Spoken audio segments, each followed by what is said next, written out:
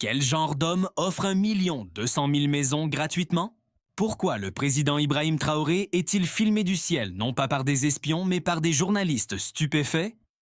La voix d'un présentateur français tremble alors que la caméra balaie Ouagadougou. Ce n'est pas une base militaire, ce sont des logements à perte de vue. Et le même jour, à des milliers de kilomètres de là, Traoré se tient devant le Parlement, les bras levés, brandissant un document. Pas de loyer, pas de dette, pas de banque, juste des clés. La salle explose, mais à travers l'Europe, la panique monte. Comment a-t-il financé ça, crie-t-il? Qui l'a approuvé? Mais le peuple du Burkina Faso le sait déjà. Ça n'a pas commencé avec un budget, ça a commencé par une promesse. Car 2 ans plus tôt, dans un village oublié des cartes, une grand-mère nommée Aminata faisait bouillir de l'eau sous une bâche déchirée, ses petits-enfants toussant à ses côtés. Ce jour-là, Traoré est arrivé. Pas d'entourage, pas de caméra, juste de la poussière sur ses bottes et de la fureur dans les yeux. Il n'a pas fait de discours, il a juste regardé autour de lui et a dit « Vous ne vivrez plus jamais comme ça ». Et puis il est parti. Quel genre de leader fait ça? Quelle nation ose construire sans emprunt, sans permission, sans peur? Restez avec nous pour voir comment cette histoire se déroule. Car ce que Traoré a construit, ce n'était pas juste des logements. C'était un soulèvement silencieux fait de briques de foi et de justice. Avant de continuer, dites-nous dans les commentaires d'où vous nous regardez. Et si cette histoire réveille quelque chose en vous, aimez la vidéo, abonnez-vous et activez la cloche pour ne manquer aucun chapitre. Maintenant, retournons sur cette route d'argile rouge, craquelée, où une seule promesse a changé une nation. Il disait que c'était impossible, qu'aucune nation africaine ne pouvait construire autant de maisons sans prêt, sans entrepreneurs étrangers, sans conditions. Mais la caméra ne ment pas. Du ciel au-dessus de Ouagadougou, jusqu'aux frontières de Koudougou et Bobo-Dioulasso, les toits s'étendent plus loin que l'œil ne peut voir. Comme une rébellion silencieuse, faite de briques et de lumière. Chaque maison raconte une histoire de sueur de croyance, d'une promesse tenue. Mais rembobinons 2 ans en arrière quand il n'y avait que de la poussière. Une route de village craquelée, un puits cassé et une grand-mère nommée Aminata, essayant de faire bouillir de l'eau sous une bâche en plastique pendant que ses petits-enfants toussaient à proximité. C'était le jour où Traoré est venu. Pas de médias, pas d'entourage, juste ses bottes dans la terre et ses yeux absorbant la pauvreté qu'il avait juré d'éradiquer. Il n'a pas parlé longtemps, il a juste regardé les maisons en ruine et a dit « Vous ne vivrez plus jamais comme ça ». C'était tout. Pas de fanfare, pas d'applaudissements. Mais à cet instant, les jambes d'Aminata se sont dérobées. Elle a pleuré parce que, contrairement aux autres, avant lui, elle l'a cru. De retour à Ouagadougou, les ministres ont dit à Traoré qu'il rêvait 1 million de maisons gratuites. Le ministre des Finances s'est moqué. « Nous n'avons pas l'argent, nous n'avons pas les machines, nous n'avons pas le temps. » Traoré l'a regardé droit dans les yeux et a dit « Nous avons le peuple. » Ce jour-là, il a rejeté un prêt au logement du FMI. 600 millions envolés. L'Occident a qualifié cela d'imprudent. Lui, il a appelé ça la liberté. Il a commencé par réquisitionner des terres des domaines inutilisés détenus par des entreprises étrangères, des héritiers coloniaux et des propriétaires absents. Le Parlement a voté la loi sur la réforme de la justice foncière en un temps record. Des milliers d'hectares rendus à l'État, mais pas pour rester à l'abandon. Non. Chaque parcelle a été cartographiée, zonée et marquée pour quelque chose que personne n'avait jamais osé, la propriété permanente pour le peuple. Et puis est arrivé Kassida, un architecte burkinabé formé à Paris. Kossi venait juste de gagner un prix pour un projet durable à Marseille. Traoré l'a rappelé au pays pas pour des prix, mais pour l'héritage. « Nous avons besoin de maisons qui respirent », a dit Traoré. Des maisons faites de notre terre alimentées par notre soleil. Kossi a accepté. À une condition, laisser le peuple les construire. Alors, ils l'ont fait.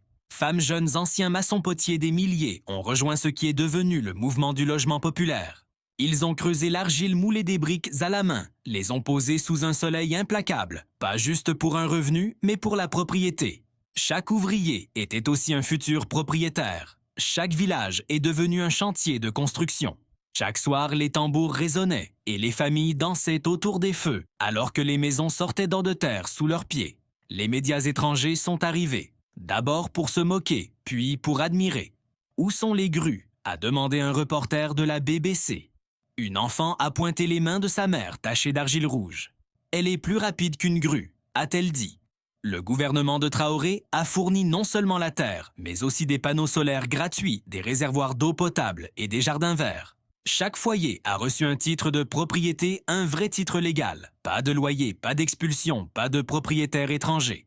Le président a déclaré « Cette terre appartient aux familles burkinabées pour toujours ». Mais le succès a apporté la pression. France 24 a diffusé un reportage accusant le projet d'utiliser des fonds d'aide militaire étrangère. Un banquier allemand a prétendu que c'était du socialisme non durable. La Banque mondiale a discrètement retiré un soutien agricole sans lien. Mais rien de tout cela n'a ralenti la pose des briques. En fait, cela a seulement poussé les gens à travailler plus vite. Une femme Salimata l'a résumé le mieux, il nous donnait de l'aide pour survivre. Lui, il nous a donné des maisons pour vivre. À la fin de la première année, 526 000 maisons étaient terminées. Au 20e mois, plus d'1 million, et maintenant la vague finale est en cours. Traoré refuse d'appeler ça un projet.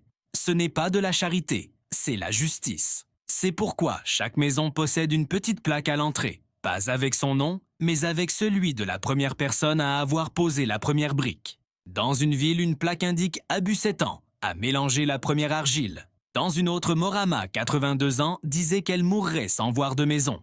Ce ne fut pas le cas. En Europe, les titres s'enflamment. Le Burkina Faso défie la logique économique. Traoré est-il en train de réécrire le développement? L'Afrique n'a plus besoin de nous. De retour dans la capitale, pas de défilé pour Traoré. Pas de tapis rouge. Juste un petit groupe de femmes attendant près des grilles du palais tenant des fleurs et des clés de maison. Et derrière elles, une foule se forme. Et derrière tout ça, un mouvement se met en marche. 2 ans avant que les toits ne remplissent le fond d'un tweet le ciel, avant les gros titres, avant les images satellites, il n'y avait que de la poussière. Une poussière rouge qui vous collait aux chevilles. Une poussière qui s'engouffrait par les fenêtres brisées et enterrait le souvenir de ce qu'était autrefois un foyer. Il y avait Aminata, grand-mère de 7 enfants, debout devant le dernier pan de mur de sa maison en terre qui s'effondrait. Elle était pieds nus, la peau craquelée comme le sol sous ses pas. Ses mains tremblaient alors qu'elle essayait d'attacher la bâche en plastique qui servait de toit. Derrière elle, sous une moustiquaire usée jusqu'à la corde, 2 enfants étaient blottis l'un contre l'autre, le souffle court. Une casserole en fer blanc vide près du feu. Pas d'eau à bouillir, pas de riz à rationner, pas de mur auquel se raccrocher. Et c'est là que Traoré est arrivé.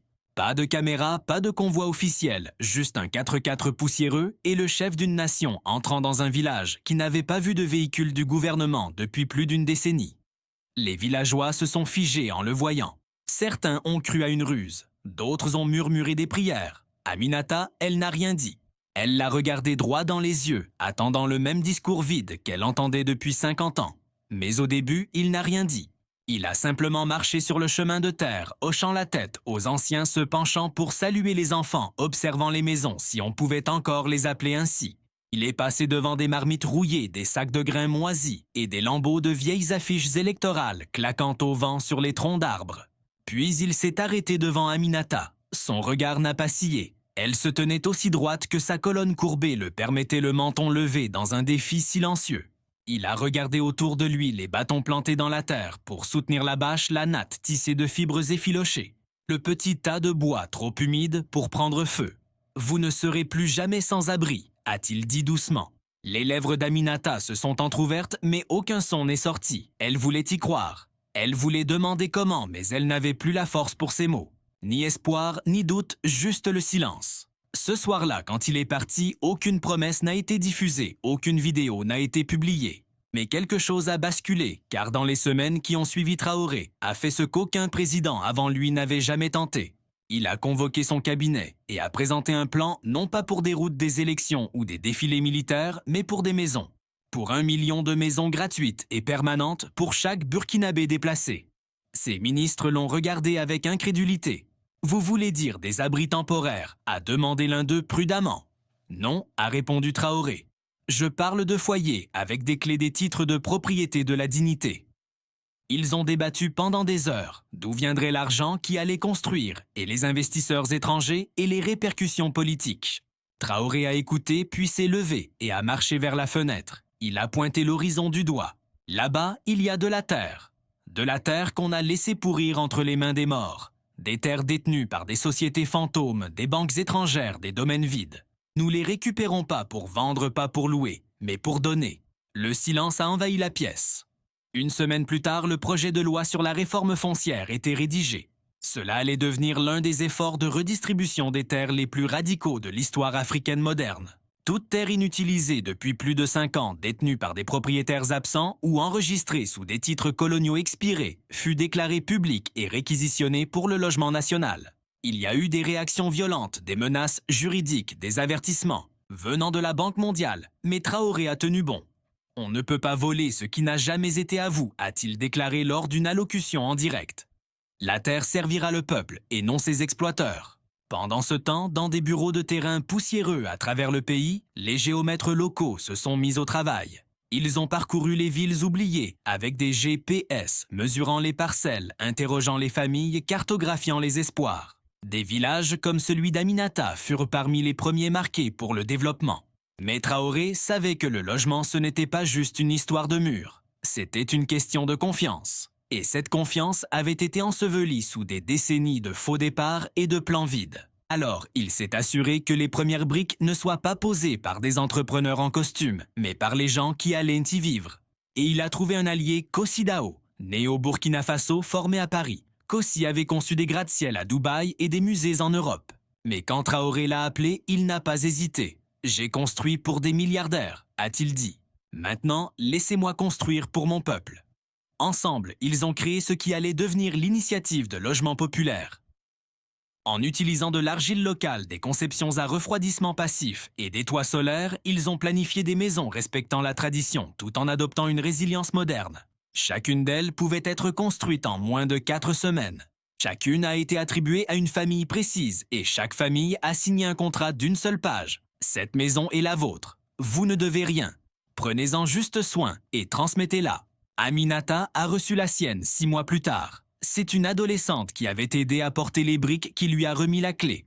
À l'intérieur, 2 pièces, l'eau courante, des latrines, de l'éclairage solaire et un vrai toit. Sur la porte, une plaque parcelle 14 villages de la dignité. Pour la première fois de sa vie, elle a dormi sans craindre la pluie. À ce moment-là, des milliers d'autres avaient déjà emménagé.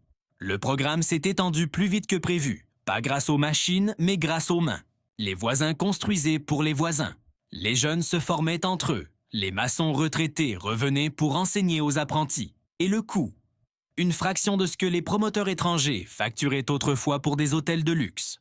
Traoré a refusé d'annoncer ça avec un discours. Au lieu de ça, il a signé discrètement 10 000 titres de propriété en une semaine. Pas de loyer, pas de dette, pas de propriétaire. Sur chacun, on pouvait lire. Ce n'était que le début. L'appel est arrivé juste après minuit à Paris. Kassida venait de finir d'examiner les rendus finaux d'un projet de musée de luxe près de la Seine. Il était fatigué, il avait réussi, il était respecté. Pourtant, au fond de lui, quelque chose clochait. Il avait conçu des tours à Abu Dhabi, des éco-resorts au Maroc, des galeries d'art à Lyon. Mais aucun de ces projets ne lui avait fait ressentir ce que cet appel a provoqué. « J'ai besoin que tu rentres à la maison », a dit Traoré à l'autre bout du fil. Kassida n'a pas demandé pourquoi, il savait déjà. Le lendemain matin, il a envoyé un email au promoteur français. « Je refuse le contrat. Le projet valait plus d'1 million. Ils étaient stupéfaits. Pourquoi ont-ils demandé ? Parce que je ne construis plus de palais, a répondu Kassida. Je construis de la dignité. Quelques jours plus tard, il était dans un avion pour Ouagadougou. Sa valise ne contenait que des vêtements, un carnet de croquis et un plan roulé une ébauche de logement modulaire à bas coût en argile locale. Ça lui avait valu des prix en Europe, mais personne là-bas n'avait osé le construire. Il disait que c'était trop terreux, trop politique, trop africain. Mais quand Traoré a vu le dessin, il a souri. « Tu as dessiné le rêve de ma mère », a-t-il dit. Ensemble, ils ont étalé les cartes des terres fraîchement récupérées. Des centaines d'hectares de propriétés inutilisées, autrefois accaparées par des entités étrangères, maintenant rendues au peuple. Kassida a examiné la topographie, la composition du sol, les données climatiques. Puis il a poussé tous les papiers. « Parle-moi des gens », a-t-il dit. Pas de la terre des gens. Traoré a décrit des mères qui cuisinaient au charbon de bois sous des bâches qui fuyaient. Des enfants qui n'avaient jamais dormi dans une pièce avec 4 murs. Des anciens qui se souvenaient encore des expulsions françaises des années 70. Des bâtisseurs qui n'avaient jamais construit pour eux-mêmes. Kassida a fermé les yeux et a commencé à dessiner. Ce qui a émergé n'était pas juste une maison. C'était un système. Des murs en argile qui absorberont la chaleur le jour et la relâchaient dès la nuit. Des fenêtres conçues pour capter la brise. Des toits métalliques en surplomb qui rafraîchissaient les pièces sans ventilateur. des panneaux solaires intégrés à la structure, des systèmes de récupération d'eau de pluie, des matériaux ignifuges, pas besoin de climatisation, pas d'acier importé, juste de la terre du soleil et de la sueur. Chaque unité coûtait moins de 3000 $ à construire. L'Occident appelait ça de l'architecture symbolique, un terme empreint de condescendance. Mais Traoré n'a pas bronché. Ils appellent ça symbolique. Moi, j'appelle ça de la survie, a-t-il dit à la presse. Quand on a été sans abri, un mur n'est pas une métaphore. C'est la sécurité. La construction a commencé immédiatement. Pas d'enchères, pas d'entreprises étrangères, juste des brigades de jeunes, des maçons locaux et des coopératives de femmes. Le gouvernement de Traoré a créé une initiative nationale de formation. En moins de 2 semaines, les jeunes faisaient la queue, un marteau dans une main et leur acte de naissance dans l'autre. « Je veux construire la maison de ma mère », a dit un garçon nommé Idrissa. Il avait 17 ans. Ses mains étaient à vif dès le 2e jour, mais il n'a jamais arrêté de mélanger l'argile. Cassida allait de site en site dormant sur des nattes près des ouvriers, ajustant les plans au fur et à mesure. Il a ajouté des cours communes ombragées, peint les cadres de fenêtres avec des couleurs vives pour refléter la culture, créer des rangements qui servaient aussi de bancs. Rien n'était gaspillé. Chaque détail avait une fonction, chaque brique avait un sens et chaque bâtisseur avait un nom. Avant que la première maison ne soit finie, Traoré a annoncé qu'aucune rue ne porterait le nom de politiciens ou de généraux. Seulement des noms de bâtisseurs de mers, de fermiers, d'anciens d'enseignants. La rue devant chez Aminata s'appellerait rue de la Résistance silencieuse. Les journalistes étrangers sont revenus voir les progrès. Ils s'attendaient à des cases en boue. Ce qu'ils ont trouvé, ce sont des villages entiers surgissant de la terre rouge, organisés, propres, magnifiques. Certains ont crié au miracle. D'autres ont accusé le gouvernement de mise en scène. Mais chaque interview avec les villageois disait la même chose. Personne ne nous a donné ces maisons. Nous les avons construites et elles sont à nous. Une femme nommée Fanta dirigeait l'une des plus grandes coopératives de femmes près de Dugu. Autrefois, elle nettoyait les bâtiments du gouvernement. Maintenant, elle supervisait une équipe de 60 bâtisseuses, toutes des femmes. Quand on lui a demandé pourquoi elle travaillait sans relâche, elle a dit « Parce que personne d'autre ne nous a jamais donné une raison de croire en demain. » L'architecture a attiré l'attention internationale. Pas seulement parce qu'elle était durable, mais parce qu'elle était authentique, reproductible, sincère. Une délégation du Sénégal est venue pour apprendre. Un professeur du MIT a qualifié le projet d'innovation la plus importante de la décennie en matière de logement. Mais quand un promoteur européen a proposé d'acheter les plans Cossi, a refusé. Ce design n'est pas à vendre, a-t-il dit. Il appartient aux gens qui ont pétri la terre. Alors que le nombre de maisons terminées dépassait les 100 000 autres choses, a commencé à changer. Pas seulement l'infrastructure, mais l'identité. Des gens autrefois déplacés, oubliés, invisibles, avaient désormais une adresse. Ils recevaient du courrier. Ils organisaient des équipes de nettoyage. Ils plantèrent des arbres devant leurs portes. Ils se sentaient chez eux. Un soir, au coucher du soleil, sur un village presque terminé, Kossi se tenait sur un toit aux côtés de Traoré. Les enfants couraient en bas. Les tambours résonnaient. L'odeur du maïs grillé emplissait l'air. Kossi a regardé les rangées de nouvelles maisons et a chuchoté « Je ne savais pas que l'architecture pouvait guérir. » Traoré a répondu « Elle s'est d'abord écoutée. » Et les maisons continuaient de s'élever. Bobo Dioulasso était autrefois un lieu de poussière et de silence. La ville avait vu ses forêts rasées, ses rivières empoisonnées et ses femmes mises à l'écart. Les compagnies minières venaient avec des promesses, mais repartaient avec l'or, laissant les gens sans rien. Pas de travail, pas d'eau potable, pas de terre à cultiver, pas de toit pour vivre. Salimata avait tout perdu. Son mari était mort dans l'effondrement d'un tunnel. Son petit jardin avait été englouti par le bulldozer d'un entrepreneur étranger. Et avec 5 enfants à élever, elle n'avait pas le temps pour le deuil. Elle les a installés dans une cabane, en tôle, au bord d'une route de gravier, et a enchaîné les petits boulots, laver le linge porteur, de l'eau cuisinée pour les autres, n'importe quoi, pour nourrir ses enfants. Un jour, un camion s'est arrêté. Pas de logo d'entreprise, juste des briques d'argile rouge et de longues poutres en bois. Une jeune femme en est sortie, un porte-bloc à la main. Elle s'appelait Awa. Elle parlait clairement sans s'excuser. « Nous construisons des maisons », a-t-elle dit. « De vraies maisons. Nous avons besoin de main-d'œuvre. On va vous former. Vous serez payé. Et si vous restez jusqu'au bout du projet, vous en posséderez une. » Salimata a cligné des yeux. Quel genre de travail? Travailler l'argile, empiler des briques, monter des murs, faire la toiture, cuisiner pour l'équipe ou garder les enfants pendant que les autres construisent. Tu choisis. Salimata a baissé les yeux vers ses pieds, nus crevassés. Puis elle a regardé ses enfants. Ils observaient silencieux dans la tente. « Je vais mélanger l'argile », a-t-elle dit.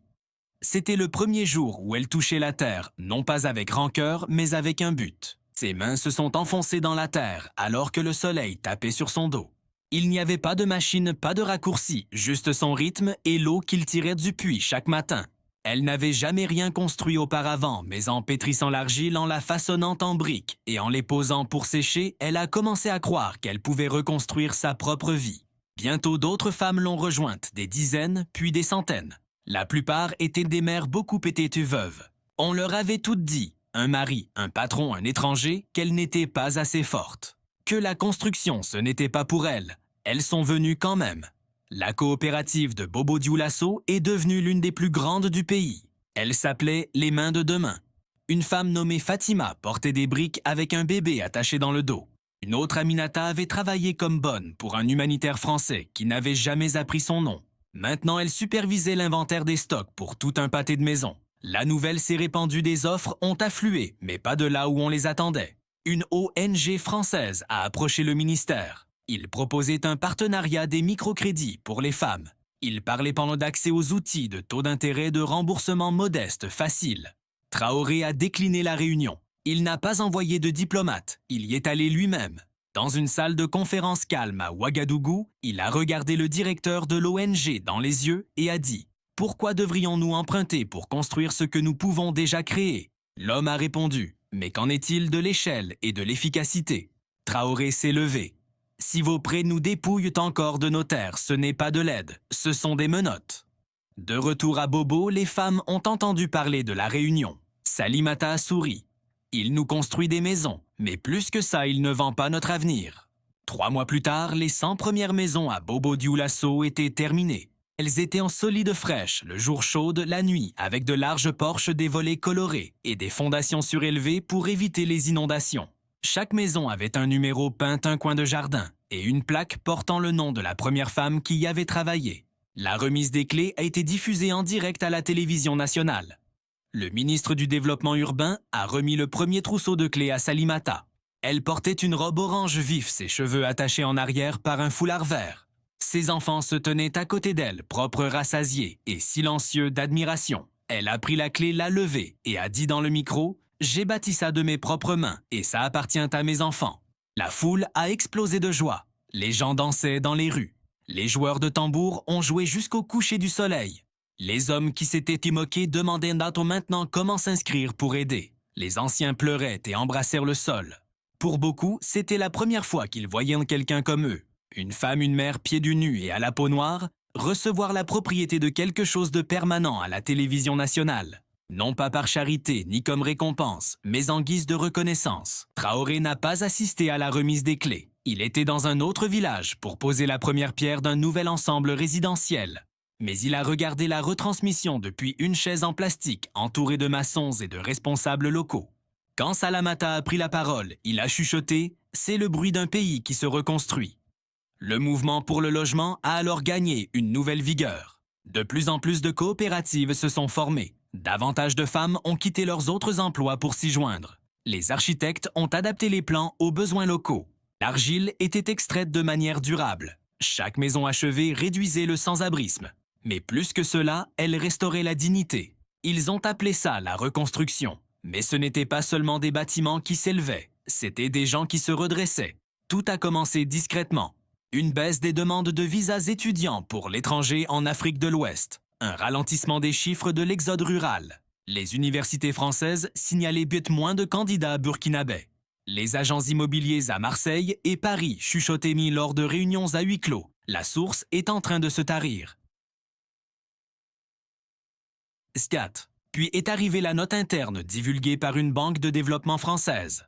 Elle disait clairement « Si l'expérience réussit, notre influence s'effondre. L'Afrique n'aura plus besoin de nos crédits si elle construit ses propres logements. Le modèle économique échoue. » Cette phrase a déclenché une réaction en chaîne. Les investisseurs ont paniqué. Les promoteurs immobiliers qui profitaient autrefois des transferts d'argent de la diaspora africaine ont commencé à se retirer. Pendant des décennies, on avait dit aux jeunes burkinabés que leur avenir était ailleurs dans les usines parisiennes, les champs belges ou les chantiers au noir. Mais le vent avait tourné. Ils restaient et ils ne faisaient un pas que rester, ils bâtissaient. À Bobo-Dioulasso, l'histoire de Salamata était devenue virale dans toute l'Afrique de l'Ouest. Des vidéos la montraient ouvrant sa porte d'entrée, tenant son plus jeune fils souriant et sans peur. Les jeunes de Cotonou et d'Abidjan ont commencé à partager les images avec une légende en un seul mot retour. À la fin de la deuxième année, le solde migratoire du Burkina Faso est devenu positif. Pour la première fois dans l'histoire moderne, il y avait plus de retours que de départs. Les marchés immobiliers européens déjà sous pression ont commencé à le remarquer. Les villes qui comptaient autrefois sur une main-d'œuvre africaine bon marché faisaient pôle face à des pénuries. Les résidences étudiantes n'étaient plus qu'à moitié pleines. Les flux de transfert d'argent ont chuté. Le ministère de l'Intérieur français a commandé une évaluation privée des risques économiques. Elle mettait en garde contre une perturbation structurelle à long terme si le modèle burkinabé se propageait. La réponse fut rapide mais discrète. Les conditions de prêt du FMI pour le Burkina Faso ont été discrètement restructurées. L'aide destinée aux infrastructures a été détournée. Des appels ont été passés à Ouagadougou pour offrir une assistance technique. Traoré les a tous refusés. Lors d'un point presse, un journaliste lui a demandé s'il craignait de perdre le soutien international. Il a répondu « Nous ne construisons pas des alliances avec des briques. Nous construisons des foyers. Si quelqu'un veut aider, qu'il prenne une pelle. » Et pendant que l'Europe s'inquiétait, Traoré accélérait la cadence. La deuxième phase de l'initiative logement a été lancée dans les provinces rurales, non seulement pour des maisons, mais pour des villages entiers conçus de toutes pièces. Chaque ensemble comprenait des écoles, des systèmes d'eau potable, des micro-réseaux solaires et des cliniques de santé de base. Les médecins étaient formés sur place. Les enseignants étaient recrutés localement. Chaque service était libre de dettes et appartenait au public. Dans le village de Tenogo, un garçon nommé Yakuba marchait autrefois 10 km pour rejoindre une classe sans toit. Aujourd'hui, il se réveille dans une maison fraîche en argile et marche 2 minutes vers une école jaune vif avec des lumières solaires et de vrais bureaux. Sa matière préférée est l'histoire. Il a récemment écrit une rédaction intitulée « Pourquoi ma maison compte ?» Ces nouveaux villages n'ont pas seulement logé des gens, ils ont réorganisé la vie elle-même. Les marchés ont rouvert. Des coopératives de jeunes ont commencé à produire des briques d'argile et des volets pour les villes voisines. Des conseils d'anciens se sont formés pour entretenir les jardins publics. L'économie vibrait, non pas grâce aux crédits étrangers, mais grâce aux mains locales. Awa, la femme qui avait aidé à organiser la brigade féminine à Bobo, dirigeait désormais la logistique régionale pour les chantiers ruraux. Elle coordonnait les camions de livraison, les matériaux et les affectations d'équipes. Il y a 2 ans, elle disait à un journaliste « Je nettoyais les sols pour un bureau minier. » Maintenant, je gère 6 zones de construction. En Europe, la tension montait. Un cadre immobilier français a été enregistré en train de dire « Nous exportons la pauvreté depuis des décennies. Maintenant, ils ont arrêté de l'acheter. » L'enregistrement a fuité. Le tollé public a grandi. Les débats ont éclaté au Parlement européen. Le modèle de Traoré est-il une menace pour notre influence en Afrique? Un analyste de Bruxelles l'a appelé le plan Marshall inversé. Sauf que cette fois, l'Afrique ne se reconstruisait pas grâce à l'aide de l'Europe. Elle se reconstruisait grâce à l'absence de l'Europe. Pendant ce temps, les images satellites de l'Agence spatiale européenne confirmaient ce qu'aucun politicien ne voulait dire tout haut. L'empreinte du développement rural au Burkina Faso avait doublé en seulement 14 mois. Mais à l'intérieur du pays, rien de tout cela ne comptait. Ce qui comptait, c'était la vieille dame à Gawa qui avait enfin des latrines, le fermier à Fada qui ne dormait plus à même le sol, la veuve à Kaya qui a planté son premier manguier près de son perron. Ce qui comptait, c'était la propriété. Chaque famille recevait sa maison avec un titre de propriété physique, un certificat imprimé portant son nom, sa parcelle et le sceau du registre national. Ce n'était pas remis par un bureaucrate, mais par un jeune représentant de leur propre village. Une femme s'est effondrée en tenant le sien. « Avant, je signais des pétitions pour mendier de la nourriture », a-t-elle dit. « Maintenant, je signe pour ma maison. » Et tout au long de cela, Traoré est resté calme. Il n'a pas attaqué l'Europe. Il n'a pas fait la leçon au FMI. Il a simplement continué à montrer ce qui était possible. À chaque inauguration, il refusait les ciseaux. Au lieu de cela, il laissait un enfant faire les honneurs. Quand on lui demandait pourquoi, il répondait « Ce sont les seuls qui vivront assez longtemps pour se souvenir de ce moment. » La panique en Europe s'intensifiait, mais au Burkina Faso, quelque chose d'autre émergeait. Pas seulement des maisons, pas seulement de la fierté. C'était une idée nouvelle que la liberté pouvait se construire brique par brique. Village par village, sans permission, sans dette et sans excuse, elle s'élevait derrière le village, comme une promesse sculptée dans la terre rouge.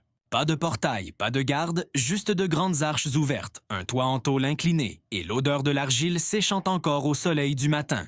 Les villageois l'appelaient l'école de la justice, non pas parce qu'on y enseignait le droit, mais parce qu'elle était bâtie avec les mêmes briques qui leur avaient rendu leur dignité et qui offriraient désormais un avenir à leurs enfants.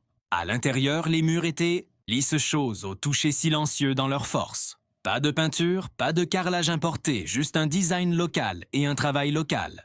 Chaque banc était fait main, chaque fenêtre ouverte à la brise, et devant la classe trônait un tableau noir, encadré de bois sculpté récupéré d'une église coloniale effondrée. Sur ce tableau, un enfant avait écrit 7 mots. Avoir un toit est le premier droit. La craie était inégale, l'écriture tremblante, mais le message était clair. L'institutrice, une jeune femme nommée Fatima Marta, se tenait pieds nus devant 30 élèves. Autrefois, elle enseignait sous un arbre. Sa première salle de classe n'était qu'un coin de terre battue et un cahier qui passait entre 6 enfants. Maintenant, elle ouvrait l'école chaque matin avec une cloche attachée à un bâton. Les leçons étaient pintées simples, lecture maths, histoire locale, agriculture. Mais le vrai sujet, c'était la propriété. Chaque élève venait d'une maison que sa famille avait aidé à construire. Il marchait vers l'école avec des chaussures achetées grâce à l'argent des marchés coopératifs. Ils apportaient de l'eau puisée au puits solaire. Ils parlèrent d'une voix qui n'était plus étouffée par la poussière ou la faim. Un matin, un groupe de journalistes étrangers est arrivé. Ils s'attendaient à autre chose. Des abris délabrés, des sols en boue, des enfants malnutris. Mais ce qu'ils ont trouvé, c'était des rires de l'ordre de la joie. Le bruit de l'apprentissage, pas de la survie. Ils sont entrés dans une classe en pleine leçon. Fatima demandait « Qu'est-ce que votre maison a que celle de vos grands-parents n'avait pas ?» Les mains se sont levées. Des fenêtres vitrées de la lumière, un toit qui ne fuit pas une serrure. Un enfant s'est levé et a dit « Elle a une pièce juste pour lire. Mon père a construit l'étagère. Mon frère a fabriqué le tabouret. » Une journaliste française a levé son appareil photo mais l'a baissé lentement. Il n'y avait rien à cadrer qui vendrait de l'indignation, pas de désespoir, pas de tragédie, seulement de la fierté. Plus tard, l'un d'eux a demandé à qui appartenait cette école. Fatima n'a pas hésité. « À nous. Et la terre. » Elle a montré les enfants du doigt. Elle sera à eux. Cet après-midi-là, le rédacteur en chef d'un journal parisien a pris à part un agent de liaison du gouvernement. C'est très bien, a-t-il dit, mais ça ressemble à du théâtre populiste orchestré. Le président a sûrement organisé ce spectacle. L'agent de liaison l'a fixé, puis a sorti son téléphone et a lancé une vidéo. C'était un village à 70 km de là. Une autre école, les mêmes briques, les mêmes rires. Puis une autre vidéo, un autre village, même résultat. Ils n'ont pas appris ça pour votre caméra, a dit l'agent. Ils le vivent. Pourtant, de retour à Paris, le rédacteur a publié un article titré « Le rêve d'argile de Traoré Espoir ou battage médiatique ». Il remettait en question la durabilité, qualifiait les écoles de trop idéalistes et demandait tout haut d'où venait l'argent. Mais quelque chose d'inattendu s'est produit dans la section des commentaires. Des centaines de retraités européens, beaucoup d'anciens colons, beaucoup de la classe ouvrière ont commencé à écrire « Pourquoi on ne peut pas avoir ça en France ? Pourquoi je paie un loyer pour un endroit qui fuit alors que ce garçon a une maison avec des panneaux solaires ? Et si nos dirigeants croyaient à la construction plutôt qu'à l'emprunt ?» À travers l'Europe, les photos ont déclenché quelque chose de brut. Pas de la colère, pas de l'envie, mais la réalisation que la simplicité, quand elle est ancrée dans la justice, peut ressembler au luxe. Qu'une école en argile propre et fière pouvait éclipser un campus à 1 million d'euros criblé de dettes. De retour au Burkina Faso, le mouvement n'a fait que grandir. D'autres écoles ont ouvert avec le même design. Les jeunes étaient formés pour les construire dans le cadre de leur cursus. Une initiative nationale a commencé à former 10 000 jeunes bâtisseurs sous le nom de « Briques pour demain ». Les filles étaient plus nombreuses que les garçons la première semaine d'inscription. Le programme s'est élargi. De nouvelles matières ont été ajoutées. Comment rédiger un acte de propriété? Comment enregistrer un terrain? Comment entretenir des systèmes solaires? Dans le village de Kadougou, une fille de 12 ans a écrit une rédaction intitulée « Pourquoi je ne quitterai jamais mon pays ?» C'est devenu viral. Traoré n'a jamais fait de discours sur les écoles. Il a laissé les salles de classe parler d'elles-mêmes. Mais dans une rare interview accordée à un magazine ouest-africain, il a déclaré L'éducation n'est pas un cadeau que nous faisons à nos enfants. C'est l'héritage qu'on nous a refusé. Je ne fais que le restituer. La presse internationale a pratiquement cessé de couvrir le projet. Pas parce qu'il a échoué, mais parce que ce n'est pas le cas. Il a refusé de s'effondrer pour coller au récit qu'ils attendaient. Il n'offrait ni chaos, ni corruption, ni désastre, juste une dignité lente, constante et assumée. Et la craie sur le tableau ne s'est jamais effacée. Chaque nouvel élève entrant à l'école de la justice voyait ces mêmes mots. Le foyer est le premier droit de tous, et aucun enfant ne l'a jamais effacé. Les mains de Moussa tremblaient en dépliant le morceau de papier jauni. L'encre avait pâli, mais la douleur restait vive. Il était friable à cause de l'âge. Les bords s'enroulaient sur les lettres tapées avec une froideur bureaucratique bien française. Avis d'expulsion 14 octobre 1979. Motif occupation non autorisée sur une concession coloniale privée. Il l'avait gardé pendant 44 ans non comme un symbole de défaite, mais comme un rappel. Ce bout de papier avait forcé sa famille à des années d'errance. D'abord vers le lit d'une rivière asséchée près de Gawa, puis vers un campement bondé près de Bobo-Dioulasso. Il a perdu une fille emportée par le paludisme sous une bâche en plastique déchirée. Il a vu des voisins disparaître après avoir tenté de retourner sur les terres qu'ils appelaient autrefois leur maison. Mais ce matin, le village s'est rassemblé autour de Moussa, non pas pour pleurer le passé. Ils sont venus voir quelque chose qu'ils ne croyaient jamais possible. Moussa s'est avancé pieds nus sur la terre battue. Dans l'autre main, il tenait un nouveau papier épais, tamponné écrit en caractères modernes et clairs. Il portait son nom, ses coordonnées, son numéro de maison, son titre de propriété, enregistré en République du Burkina Faso. Il a levé les deux documents bien haut, l'un tremblant, l'autre stable. Puis, sans hésiter, il a mis le feu au vieil avis d'expulsion. Les flammes ont consumé ce morceau d'histoire. La foule a regardé en silence les cendres s'élever dans le soleil matinal. Moussa n'a dit qu'une phrase, « Ceci n'a plus aucun pouvoir ici ». Sa voix était brisée mais défiante. Derrière lui se dressait sa nouvelle maison, une bâtisse de plein pied en briques d'argile, ombragée par un margousier. Les volets étaient peints en vert, sa couleur préférée. Il y avait un jardin de manioc à l'arrière. À l'intérieur, une petite photo de sa défunte femme trônait sur une table en bois baignée par la lumière de la fenêtre. Il ne devait pas un centime. Pas d'hypothèque, pas de loyer, pas de contrat de dette à intérêt. Pas de rappel mensuel qu'une banque est propriétaire, juste une clé, une porte et la paix.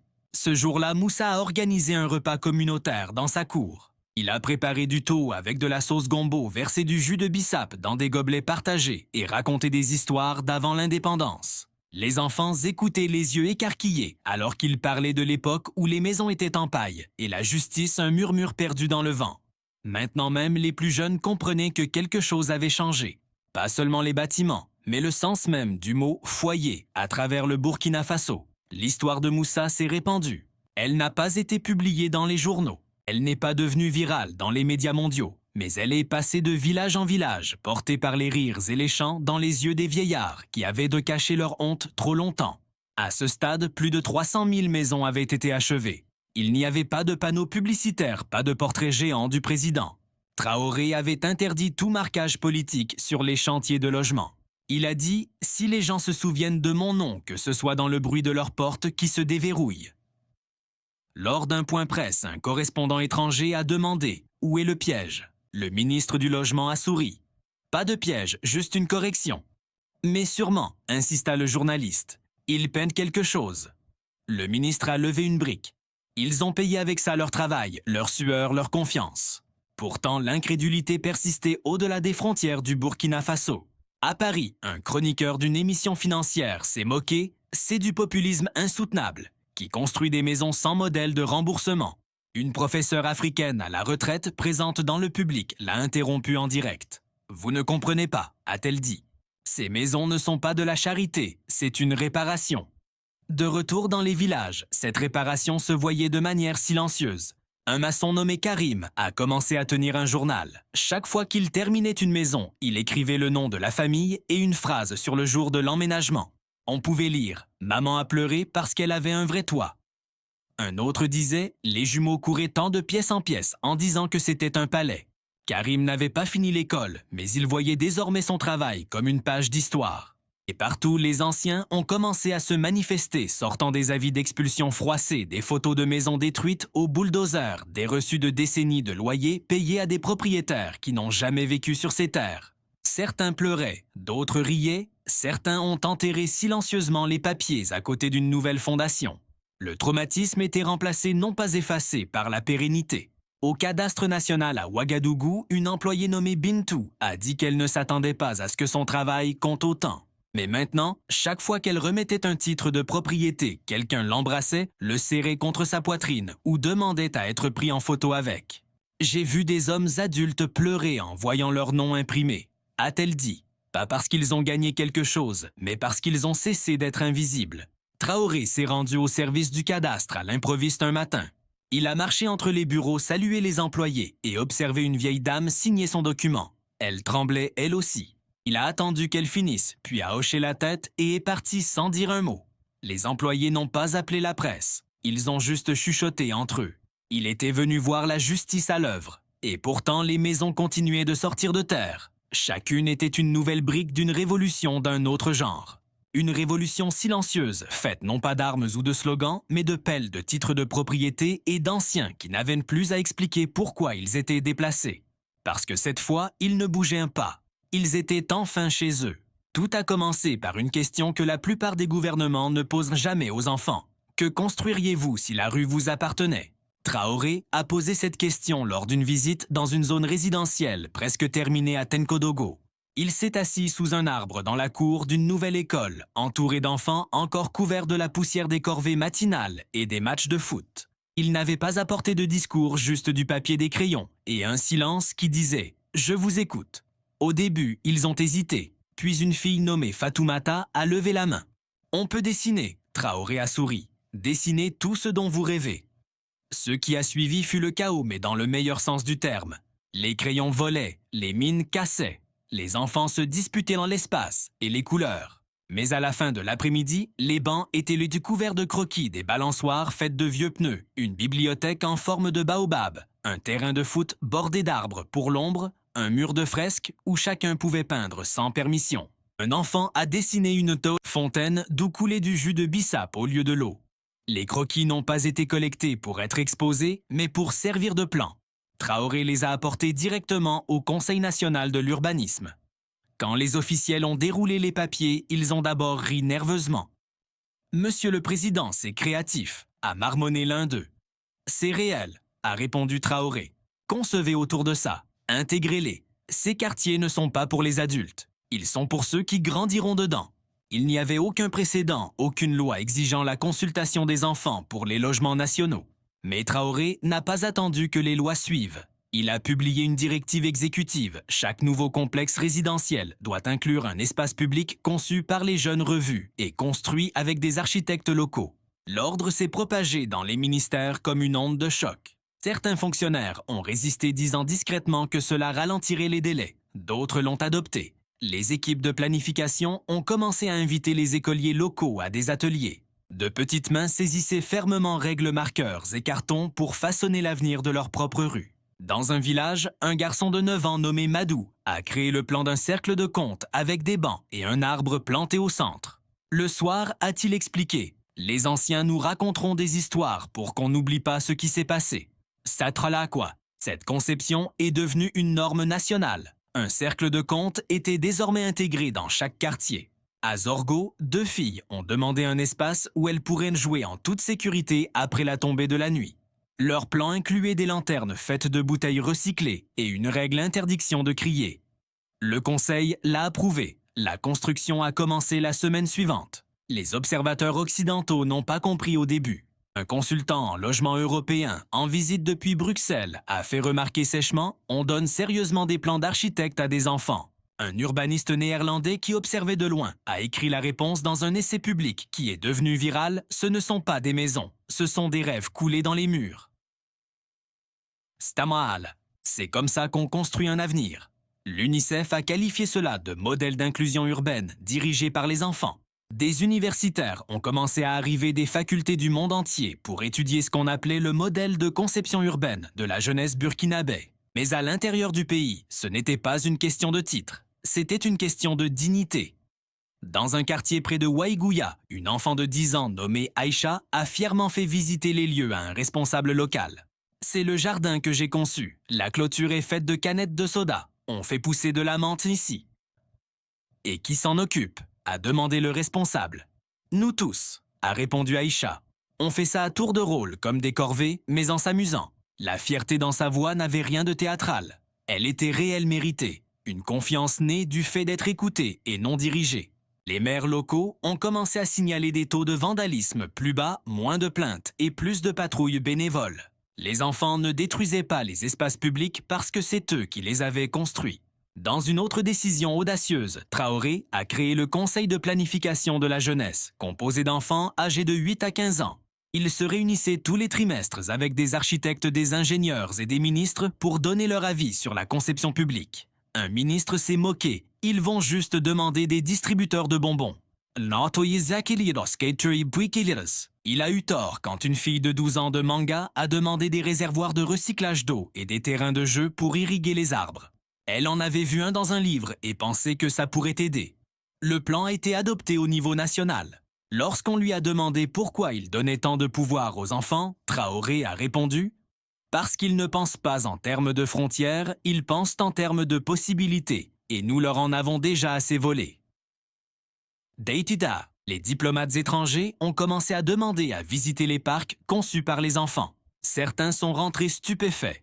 Un ministre italien a déclaré lors d'une conférence de presse « Ils ne construisent pas seulement des maisons, ils bâtissent des citoyens. » Et toujours, aucun prêt n'a été contracté. Aucun entrepreneur étranger n'a reçu de plan directeur. Aucun modèle de développement occidental n'a été suivi. C'était la terre locale, les cerveaux locaux et les jeunes voix avec des crayons qui façonnaient des quartiers entiers. Alors que le soleil se couchait sur le nouveau parc de Komsilga, les enfants grimpèrent sur des balançoires qu'ils avaient trop dessinés des mois plus tôt. Les anciens observaient depuis des bancs ombragés, discutant doucement. De la musique sortait d'une enceinte artisanale, alimentée par des panneaux solaires. Il n'y avait aucune tension, aucun portail, aucun garde en uniforme, juste un sentiment d'appartenance. Un garçon était assis sous un arbre carné de croquis en main. « Que dessines-tu » a demandé un visiteur. Il a levé les yeux sérieux, le prochain parc. Au début, cela ressemblait à une ligne tracée par un enfant sur une carte fine, ininterrompue, serpentant à travers le Burkina Faso comme une cicatrice pleine de sens. Puis sont arrivées les images de drones. Au lever du soleil, l'image s'est révélée pleinement.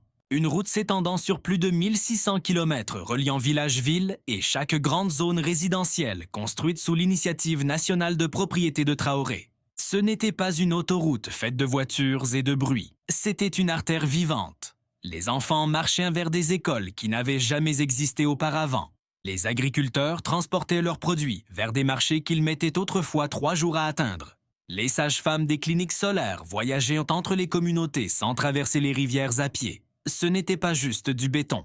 C'était une infrastructure pour la dignité, et cela a pris l'Europe au dépourvu. Les images ont été diffusées discrètement dans une émission matinale burkinabé avant d'être reprises par un journaliste sud-africain qui l'a qualifié de colonne vertébrale d'un nouveau système nerveux national. Puis c'est atterri sur le bureau d'un cadre belge des transports. Et c'est là que la panique a commencé. Pendant des années, les entreprises d'infrastructures européennes avaient vu le développement africain comme un pipeline de profit, concevoir surfacturer la construction et financer l'entretien par des prêts bourrés d'intérêts. Ils s'attendaient à ce que le boom immobilier de Traoré apporte des contrats pour des routes, des ponts et des chaînes d'approvisionnement. Des firmes belges avaient soumis des lettres d'intérêt très tôt. Des consultants allemands avaient donc discrètement rédigé des propositions, mais ils n'ont jamais eu de réponse, car Traoré avait donné les contrats ailleurs, à des coopératives locales, à des équipes de construction routière, formées dans le pays, et à des fabricants régionaux produisant du gravier, de l'asphalte, et même des panneaux signalétiques utilisant des matériaux issus du sol burkinabé. Lorsqu'on lui a demandé pourquoi, Traoré a répondu « Si notre peuple peut construire des maisons de ses mains, il peut construire la route pour y accéder. » Le deuxième plus grand conglomérat de construction de Belgique a émis une plainte publique. Nous sommes exclus de marchés que nous soutenons depuis des décennies. Un ministre français a ajouté « Les partenariats stratégiques doivent être respectés. » Mais à Ouagadougou, aucune excuse. Traoré n'a pas tenu de conférence de presse. Il a envoyé des contrats aux coopératives de jeunes. Il a visité des sites de gravier où des jeunes de 20 ans manœuvraient désormais des équipements lourds pour la première fois. Il a demandé aux anciens du village où tracer les routes pour éviter les terres sacrées. Le peuple a littéralement cartographié son avenir. Une équipe près de Zignaré était entièrement dirigée par des femmes. Elles s'appelaient les pionnières. Leur chef d'équipe Mayam n'avait jamais conduit de camion avant ce programme. Maintenant, elle supervisait les expéditions à travers 4 provinces. On nous a appris que les routes venaient de l'extérieur, a-t-elle dit. Maintenant, nous les posons nous-mêmes. La conception du réseau routier n'était pas seulement pratique, elle était visionnaire. Chaque segment était conçu pour soutenir les zones d'habitation. Tous les 10 km, il y avait accès à une station de repos solaire avec de l'eau potable, des bancs ombragés et des points de recharge. Des voies prébois-latérales pour vélos et charrettes à âne garantissaient que le transport ne se limitait pas aux véhicules. C'était construit pour inclure, pas pour diviser. Un économiste néerlandais en visite dans la région a noté « Ce n'est pas juste une route, c'est une révolution logistique et ça a tout changé. » Les producteurs locaux qui n'avaient autrefois aucun accès aux marchés nationaux exportaient désormais de l'argile, des briques, des tuiles et des outils forgés à la main. Les mères pouvaient recevoir des soins prénatals sans avoir à traverser des rivières. Les enfants handicapés pouvaient se rendre à l'école sans être portés sur des kilomètres. La distance entre la dignité et la survie a été réduite non par l'aide, mais par l'asphalte. Et pour les bâtisseurs, le changement était personnel. Abdul, un jeune homme de Kaya, vendait de la canne à sucre au feu rouge. Maintenant, il dirigeait une équipe de 40 personnes, refaisant les routes près de Dédougou. Il gardait une photo dans son portefeuille du premier tronçon qu'il avait aidé à finir. « Mon nom n'est pas sur un panneau, disait-il, mais je vois mon travail tous les jours. » La route est aussi devenue un symbole. Dans les villages, les familles peignaient des fresques sur les murs faisant face au chemin. L'une montrait une grand-mère remettant une clé à sa petite fille. Une autre montrait une file de gens tenant des briques au-dessus de leur tête, comme dans un défilé. Les enfants ont commencé à l'appeler la route du retour, car ceux qui étaient si partis chercher des opportunités revenaient là maintenant à la maison rapportant leurs compétences. Un ingénieur civil basé au Burkina qui avait étudié au Sénégal est revenu pour aider à gérer l'expansion des routes. Un ancien chauffeur d'une entreprise de transport ouest-africaine a lancé son propre service de livraison, embauchant des gens de son quartier. La route ne transportait pas seulement des gens, elle transportait l'espoir. L'Europe observait en silence. Le Conseil européen du commerce des infrastructures s'est réuni à huis clos. Certains ont proposé des partenariats stratégiques avec l'administration de Traoré. D'autres ont averti que si le modèle du Burkina Faso était reproduit dans d'autres nations du Sahel, le secteur du développement occidental pourrait perdre définitivement son influence. Pendant ce temps, dans une petite ville près de la frontière ghanéenne, une coopérative locale a installé une plaque au kilomètre 453, construit par les fils et les filles de Go. Aucun nom étranger, aucun logo, juste de la fierté. Lorsqu'une observatrice de l'Union africaine a visité le site, elle a demandé à l'un des superviseurs ce que cette route signifiait pour lui. Il a répondu « Ça signifie que nous n'avons plus besoin de permission pour nous rejoindre. » Les routes continuaient de s'étendre, pas d'abord vers le nord ni vers la capitale, mais vers l'extérieur, vers des hameaux oubliés, des terres arides et des villages perchés qu'aucune carte n'avait signalés depuis des décennies. La ligne continuait d'avancer, non pas guidée par des cycles de financement ou une politique étrangère, mais par une mission. Et dans le ciel, le drone continuait de filmer. Des milliers de kilomètres de poussière se changent en pierre, et un continent le remarque en silence. Chaque matin, avant que le soleil ne se lève complètement, Habiba se met en marche. Ses sandales raclent le chemin de terre. Elle traverse des champs de mil, passe un étroit pont de bois et franchit le portail de la nouvelle école en briques, qui sent la craie et la terre humide. 7 kilomètres allés, mais elle ne se plaint jamais. Elle marche d'un pas rythmé, serrant fort quelque chose dans son petit poing.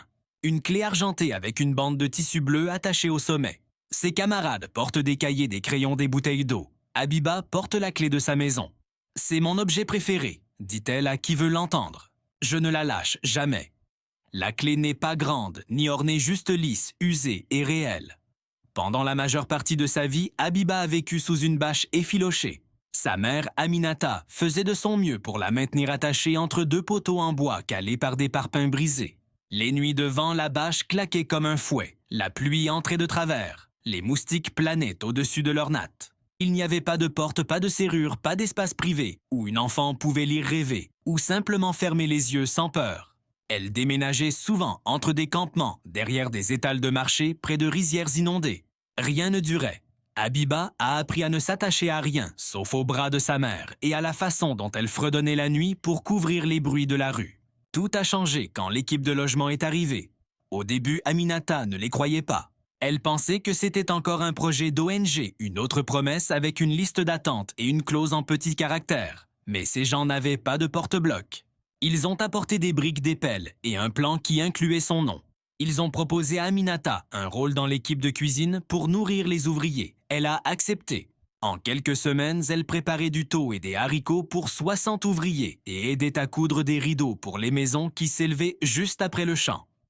Un après-midi, Traoré a visité le site. Il n'a pas fait de discours. Il a simplement marché avec le chef de chantier, posé des questions et s'est arrêté devant la maison à moitié construite marquée parcelle 19. Il a regardé Habiba presser son front contre le mur neuf comme si elle essayait de le mémoriser. Il n'a rien dit, mais avant de partir, il a demandé aux 4 femmes « Assurez-vous que cette famille ait les clés pour le jour de l'an ». Elles ont emménagé le 29 décembre. La maison avait 2 pièces, une vraie porte, des fenêtres avec des volets et une ampoule solaire suspendue au plafond comme un petit soleil. Pour la première fois, Habiba n'a pas dormi avec la peur de la pluie. Elle a dormi dans son propre lit, sous une moustiquaire avec ses livres d'école à côté d'elle et le dessin d'un arbre scotché au mur. Elle a gardé la clé sur sa table de chevet. Le lendemain matin, elle a demandé si elle pouvait l'emporter avec elle. « Tu n'es pas obligé », a dit sa mère. « La maison sera là quand tu reviendras. » Habiba a souri à glisser la clé dans sa poche et a marché vers l'école avec une légèreté que ses pieds n'avaient jamais connue. Quelques semaines plus tard, une équipe de journalistes étrangers a visité son école dans le cadre d'une tournée de l'UNICEF. Ils documentaient l'impact de l'initiative de logement sur l'éducation des enfants. La plupart de leurs questions étaient techniques, mais ils ont aperçu Habiba marchant seule après l'école, faisant tourner sa clé autour de son doigt. Un journaliste s'est agenouillé près d'elle. « Tu sais ce que c'est ?» a-t-il demandé doucement. Elle a hoché la tête. « C'est la clé de ma maison. »« Sais-tu qui te l'a donnée ?» Elle a marqué une pause, puis a chuchoté « Mon pays ». Ce moment les a pris au dépourvu. La caméra continuait de tourner. Personne n'a parlé pendant un long moment. Plus tard, la séquence a été diffusée sur les chaînes européennes. Les analystes ont débattu de sa signification. Certains ont dit que c'était une mise en scène, d'autres un symbole puissant. Mais aucun d'eux ne pouvait expliquer l'expression sur son visage.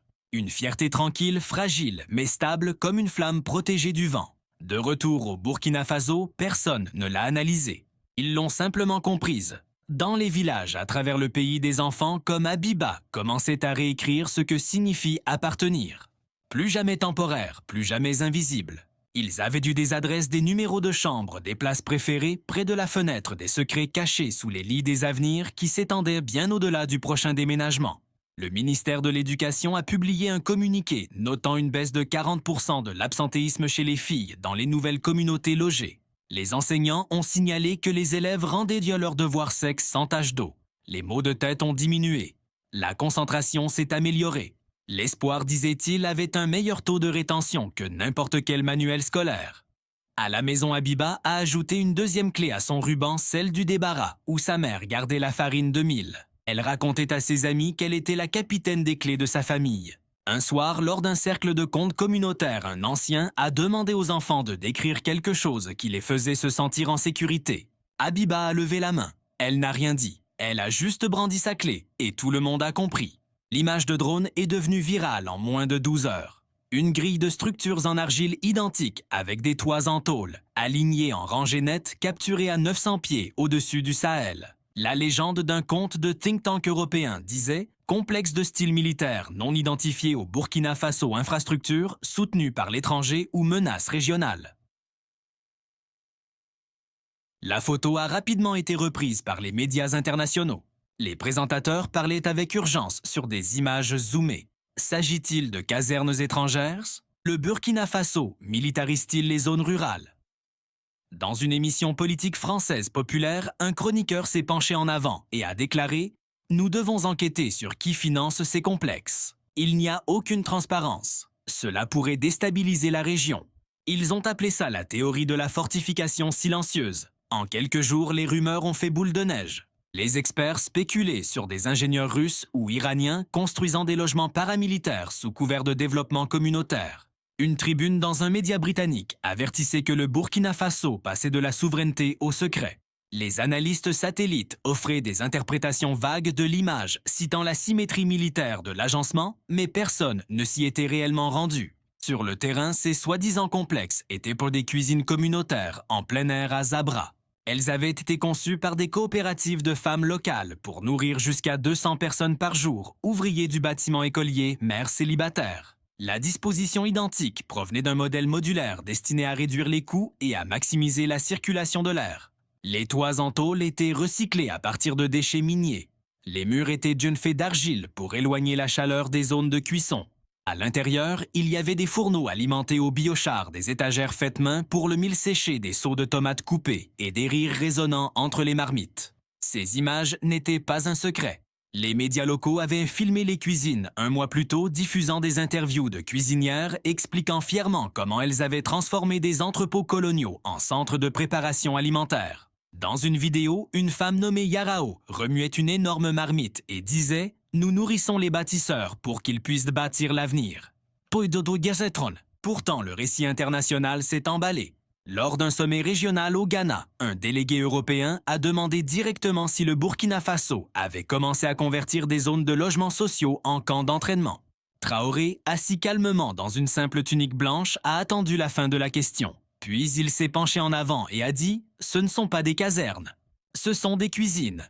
Peut-être que vos satellites ne peuvent pas sentir l'odeur de la sauce arachide. » La salle est devenue silencieuse. Puis quelqu'un a ri. Puis des applaudissements ont éclaté. De retour au Burkina Faso, la campagne de dénigrement s'est retournée contre ses auteurs. La télévision locale a rediffusé les images des cuisines aux côtés des accusations européennes. Un présentateur a plaisanté. Selon certains, la soupe de nos femmes est désormais une menace pour la sécurité occidentale. Des mèmes ont inondé les réseaux sociaux des marmites en forme de tanks des cuillères en bois avec des grades militaires des enfants en tablier se présentant au rapport à la cantine. Mais derrière l'humour, quelque chose de plus profond remuait. Les gens étaient en colère. Ils en avaient assez d'être déformés depuis 5000 km de distance. Fatigués des analystes qui lisent des pixels, mais pas les gens. Fatigués des récits qui transformaient d'où la dignité en danger. Awa, qui avait aidé à concevoir l'une des cuisines, a rassemblé un groupe de femmes pour une émission en direct. Elle se tenait en demi-cercle tenant des louches et des plateaux. Elle a dit « Nous avons nourri plus de 200 000 travailleurs avec ces cuisines. Nos seules armes sont le bois de chauffage et l'amour. Si cela vous menace, cela en dit plus sur votre peur que sur notre nourriture. » La déclaration a fait le tour du monde. ONU Femmes a publié un court reportage saluant le rôle des cuisines communautaires dans le développement du logement. L'Union africaine a publié une note soutenant le programme du Burkina Faso et dénonçant la désinformation qui délégitimait le travail de terrain. Mais la réponse la plus forte n'est pas venue des institutions, mais des citoyens. À l'école de Kadougou, les enfants ont organisé une journée de cuisine et invité des journalistes internationaux à manger avec eux. Venez goûter la révolution, c'est ce qu'on pouvait lire sur une banderole. Un journaliste européen a écrit plus tard « Je suis venu en m'attendant à des casernes. Je suis reparti le ventre plein et mes préjugés brisés. » Pendant ce temps, l'initiative de logement a dépassé les 800 000 unités. La construction n'avait pas ralenti, elle s'était accélérée. Les jeunes maçons insultés par l'insinuation que leur travail était militarisé ont doublé leur quart de travail. Une mère de 4 enfants à Waïgouya a dit « Ils nous traitent d'agents étrangers. Qu'ils viennent voir mes mains brûlées. C'est moi qui ai remué la bouillie pour ce village. Moi, je ne suis pas un soldat. » Traoré a refusé de répondre davantage à ces fausses accusations. Au lieu de cela, il a visité un site avec des étudiants et s'est adressé doucement aux caméras. Les satellites peuvent voir les toits, mais ils ne peuvent pas voir nos cœurs, ni nos mains, ni sentir l'odeur du pain à l'aube. Pas d'escorte de sécurité, pas de gilet pare-balles, juste un porte-bloc et un garçon marchant à ses côtés, lui expliquant où il voulait planter un manguier. En Europe, les gros titres se sont tus. Un journal a publié un timide démenti dissimulé sous un article sur les taux d'intérêt. La diffamation initiale n'a jamais été entièrement corrigée. Mais au Burkina Faso, cela n'avait aucune importance, car les femmes continuaient de cuisiner les enfants, de dessiner des plans de parc. Les maçons continuaient de poser des briques et le pays continuait de s'élever non pas dans l'acier ou le silence, mais grâce aux cuisines qui redonnaient la vie à une nation. La démission est survenue lors d'un débat en direct sur la finance mondiale. Une ancienne analyste senior du FMI Molène Vanier, assise entre deux économistes débattant du populisme insoutenable de l'Afrique de l'Ouest, s'est soudainement penchée en avant, a retiré son oreillette et a parlé directement à la caméra. J'ai passé 12 ans à structurer des plans de dette pour des nations où je n'ai jamais mis les pieds, a-t-elle déclaré. Nous appelions cela du développement, nous appelions cela des réformes, mais c'était du contrôle. Ce que fait Traoré au Burkina Faso n'est pas imprudent, c'est la liberté. L'animateur s'est figé, les autres invités ont cligné des yeux incrédules, mais Molène a continué. Nous vendions des échéanciers de remboursement déguisés en aide, alors que lui, il donne aux gens des maisons sans loyer, sans hypothèque et sans intérêt. Nous devrions l'étudier, pas le condamner. Puis elle s'est levée, a pris son dossier et a quitté le plateau. Le lendemain matin, la séquence avait fait le tour des médias mondiaux. Certains ont parlé d'un craquage nerveux. D'autres l'ont qualifié de premier moment d'honnêteté dans la finance internationale depuis des décennies. Mais au Burkina Faso, les gens l'ont appelé autrement. Le courage. La boîte mail de Molène s'est remplie de milliers de messages, certains colériques, mais beaucoup remplis de gratitude. Parmi eux se trouvait un court message du ministère burkinabé de l'Habitat. Il disait « Si vous voulez comprendre ce dont vous avez parlé, venez le voir de vos propres yeux ». Elle est arrivée à Ouagadougou 3 jours plus tard. Pas d'escorte diplomatique, pas de conférence de presse, juste une voiture organisée par une coopérative locale et un carnet rempli de questions auxquelles elle voulait des réponses. Sa première visite fut pour un ensemble de logements achevés à la périphérie de Zignaré. Elle s'attendait à de la poussière, au chaos, à des abris de fortune. Ce qu'elle a trouvé, ce sont des rangées de maisons propres équipées de panneaux solaires, des enfants jouant près de bancs peints à la main et des femmes portant des paniers de gombo provenant des jardins communautaires. Elle a rencontré un maçon nommé Daher qui lui a montré la brique qu'il avait personnellement signée avant de l'encastrer dans le mur de la cuisine de sa sœur. « Chaque maison porte nos empreintes », a-t-il dit. Au centre communautaire, elle a vu le registre, un livre manuscrit listant les noms de chaque famille ayant emménagé dans une nouvelle maison. À côté de chaque nom figurait une date et un seul mot terminé. Pas de solde, pas de renouvellement de contrat, juste une preuve de résidence. Elle est restée silencieuse un long moment, traçant le papier du doigt. « Dans mon monde, le logement c'était des chiffres », a-t-elle chuchoté. Ici, ce sont des gens. Plus tard cette semaine-là, elle a assisté à une réunion du comité du logement à Koudougou. Là, elle a proposé quelque chose d'audacieux, non pas tiré d'un script ou d'un modèle, mais fruit d'une réflexion.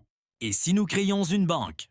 Elle a demandé non pas de profiter de la construction, mais de la soutenir, une coopérative détenue par les bâtisseurs et les familles offrant des prêts à taux zéro pour agrandir, réparer et améliorer leur maison. La salle est devenue silencieuse. Puis un ancien nommé Babacar a hoché la tête. Finalement, il a dit « Une banquière qui parle notre langue ».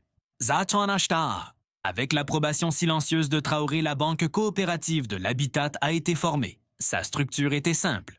Les dépôts provenaient de contributions volontaires de l'épargne des coopératives et d'une petite partie des retours du budget logement du gouvernement. Le conseil d'administration était composé de femmes, de représentants de la jeunesse, d'ouvriers du bâtiment et de 2 économistes, dont Molène elle-même.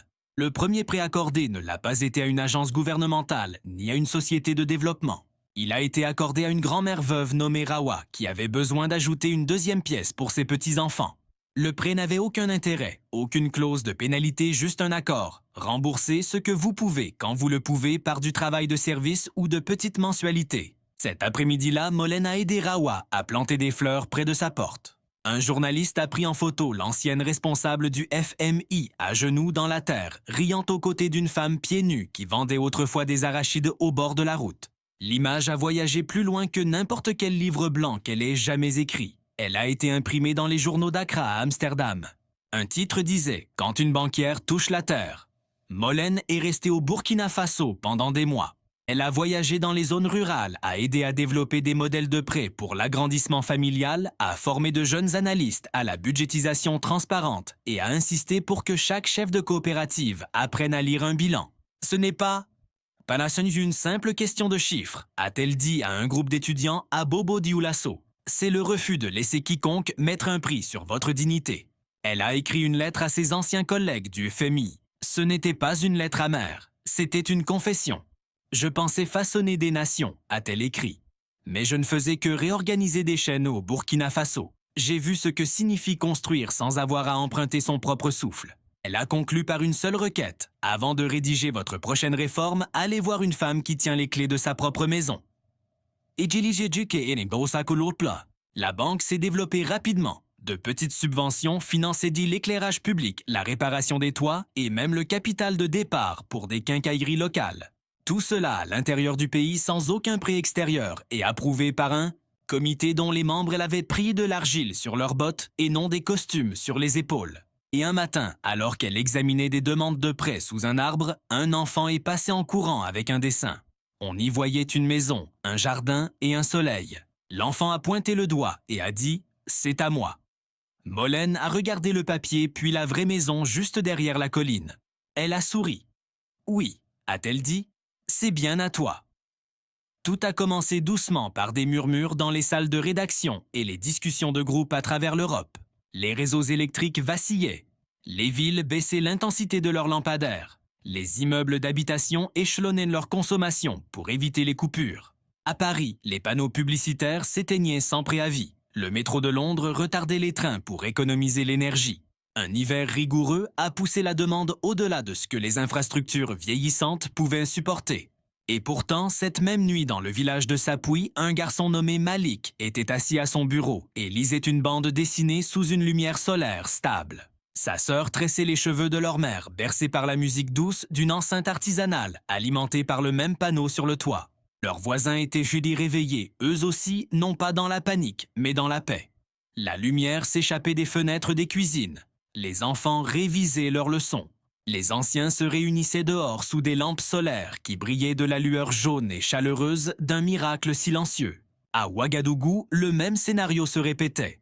Quartier après quartier, les nouvelles zones résidentielles restaient éclairées, alors que les rapports internationaux confirmaient que plusieurs pays européens subissaient des délestages. Cette nuit-là, le Burkina Faso n'avait pas seulement de la lumière, il avait une preuve. Le lendemain matin, une vidéo a circulé en ligne granuleuse, mais claire.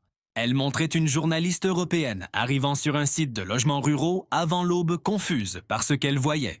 Les lumières étaient allumées, les ventilateurs tournaient. Une mère remuait de la bouillie sur une cuisinière électrique. « Où est le générateur ?» a demandé la journaliste. Une adolescente essuyant le sommeil de ses yeux a simplement pointé le toit du doigt. « Le soleil est gratuit », a-t-elle dit. L'instant est devenu viral. En 24 heures, les grandes chaînes ont repris les images. La BBC a demandé « Comment le Burkina Faso éclaire-t-il ses foyers sans réseau national ?»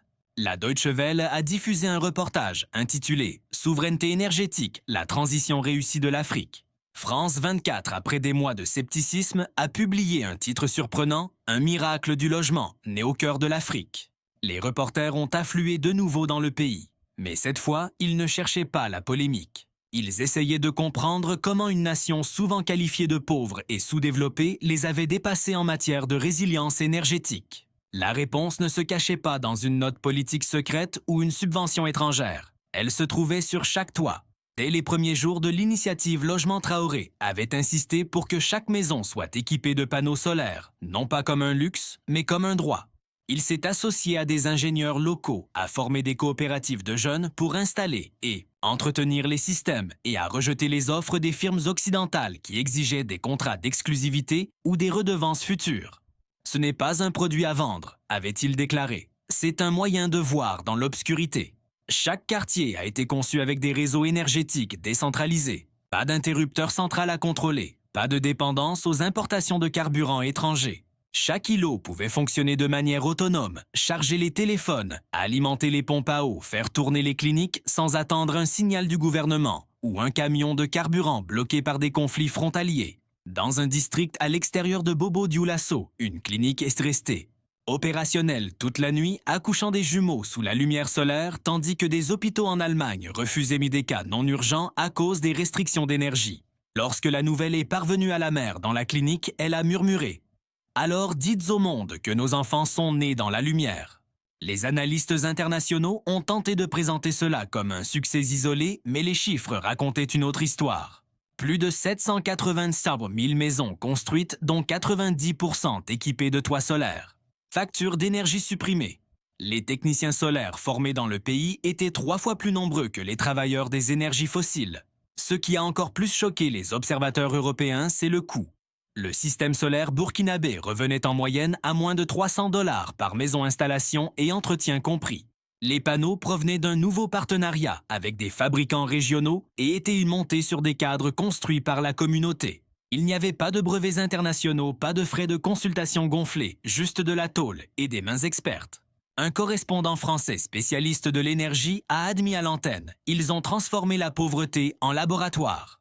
Et d'une manière ou d'une autre, ils ont sauté l'étape intermédiaire pour prendre de l'avance. Au Burkina Faso, la nouvelle a à peine fait des vagues. Les gens étaient trop occupés à vivre. Des bornes fontaines solaires irriguaient les fermes. Les écoles locales tenaient des cours du soir. Les marchés ouvraient plus tôt. La vie continuait non pas comme un spectacle, mais comme un rythme ininterrompu par l'échec. Un maçon nommé Issoufou a résumé la chose en haussant les épaules. Avant, on montait des murs pour arrêter la pluie. Maintenant, on construit des toits pour attraper le soleil. Dans un village, des enfants ont organisé un cercle de lecture nocturne en plein air juste pour prouver que c'était possible. Une photo est devenue virale. Une douzaine de gamins sur des chaises en plastique délivrent leurs visages ouverts, brillants sous une lumière dorée. La légende disait « que la lumière soit ». Et la lumière fut. De retour dans la capitale, Traoré a refusé la demande d'une délégation européenne de visiter le déploiement solaire. À la place, il les a redirigés vers la coopérative énergétique des jeunes à Manga, où une technicienne de 17 ans nommée Yasmine leur a expliqué tout le système. Elle a pointé du doigt la batterie dans un hangar de stockage, au mur en banco. Ça a-t-elle dit, c'est la raison pour laquelle la nourriture de ma grand-mère reste au frais et pourquoi ma nièce peut prendre ses médicaments contre l'asthme la nuit.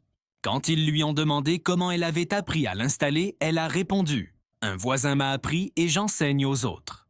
La lumière est restée allumée. Pas grâce à un don étranger, ni à une percée technologique, mais parce qu'un pays qu'on disait trop pauvre pour diriger a décidé de le faire quand même un toit à la fois. Le soleil matinal s'est levé sans hâte, jetant une douce lumière dorée sur un pays déjà réveillé. C'était le jour de l'indépendance, au Burkina Faso. Mais cette année, il n'y aurait ni chars ni survol aérien, ni rangées de soldats aux uniformes repassés. Il n'y avait pas de fanfares militaires répétant les hymnes nationaux, pas de jets, pas de cortèges officiels. Au lieu de cela, les gens marchaient. Ils marchaient lentement, délibérément, avec leurs enfants à leur côté et des fleurs à la main. Ils marchaient dans des rues qu'ils avaient construites, devant des maisons qu'ils avaient montées brique par brique sur des chemins dessinés par leurs enfants et des routes tracées avec leurs propres outils. Il n'y avait pas de drapeau sur les camions, pas de discours hurlant dans les haut-parleurs. Mais chaque visage portait la même fierté tranquille. C'était la première fête de l'indépendance où célébrer ne signifiait pas regarder vers la capitale, mais marcher avec dignité dans son propre quartier. À Zorgo, un vieil homme nommé Bala guidait un groupe de villageois devant une rangée de nouvelles maisons. Sa canne tapait doucement la terre à chaque pas. Avant, on se réunissait sous les arbres, chuchota-t-il, parce qu'on n'avait pas de portes à ouvrir. Aujourd'hui, les portes se dressaient hautes et larges derrière lui, éclatantes de peintures encadrées de sculptures en argile et appartenant pleinement aux gens qui passaient devant. Personne ne marchait pour un chef. Ils marchaient les uns pour les autres. Il y avait des bannières, mais aucune sur la politique. Sur l'une d'elles, on lisait « La dignité, c'est du concret ». Une autre disait « Un toit est un droit ». Certains tenaient pour simplement des photos de leurs anciens abris, du plastique déchiré de la tôle rouillée des empreintes dans la boue, et marchaient en silence, laissant le contraste parler de lui-même. Dans la ville de Thomas, des enfants portèrent des clés en collier et les faisaient tinter comme de petites clochettes. Un groupe d'adolescentes dansait sur la route principale, tenant des pelles couvertes de rubans. Elles faisaient partie de la brigade de construction des femmes. Elles étaient devenues montrer à quoi ressemblait l'indépendance désormais. Pas des balles, mais des plans. Et là, marchant pieds tenus aux côtés des anciens, se trouvait Traoré, sans garde, sans entourage. Il portait une simple tunique en coton et un bracelet fabriqué par un jeune garçon de Dougou. Il marchait en boitant légèrement, souvenir d'une vieille ouïe blessure reçue en visitant un chantier pieds nus pour protester contre le matériel dangereux. La cicatrice était encore visible et ce matin-là, elle faisait partie de l'histoire. Les gens tendaient Paul la main pour toucher son bras, mais il ne s'arrêtait jamais. Il ne saluait aucune caméra. Il ne posait pour aucun portrait. Il marchait simplement, le regard fixé sur la route, ses mains effleurant parfois les épaules de ceux qui l'entouraient, la veuve le charpentier l'aveugle qui vivait autrefois sous une bâche. Dans un village, une femme nommée Salimata se tenait sur son porche en larmes.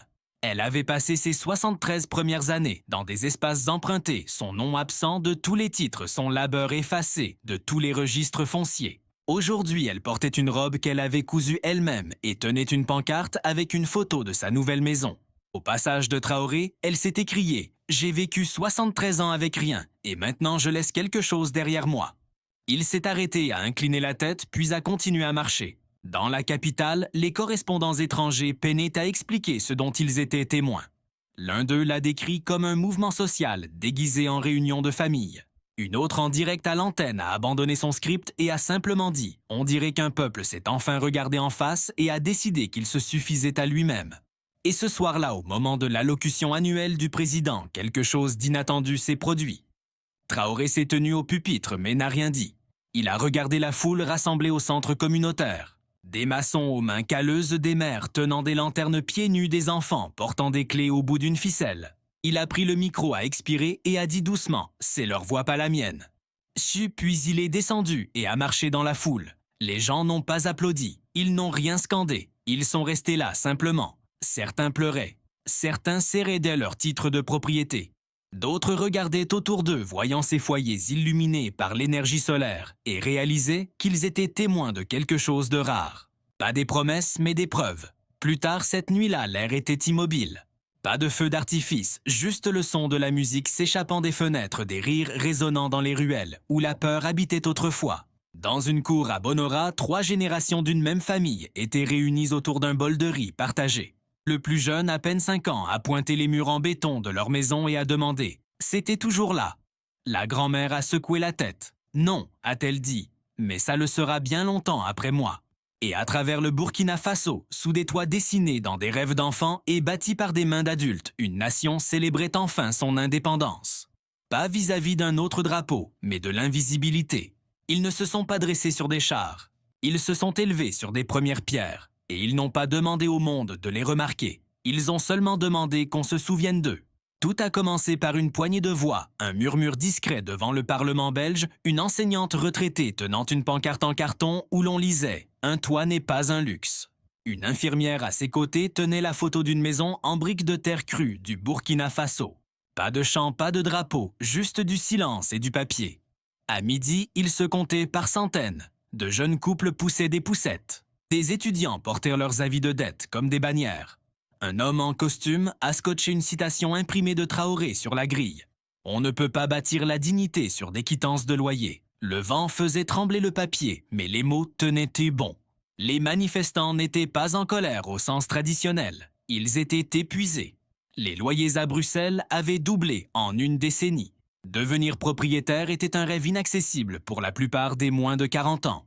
Et quelque part en arrière-plan, un pays enclavé d'Afrique de l'Ouest avait réussi à loger près d'1 million de personnes sans prêt, sans hypothèque et sans expulsion. Cela semblait irréel. Si le Burkina peut le faire, a crié une femme dans un mégaphone, pourquoi pas nous?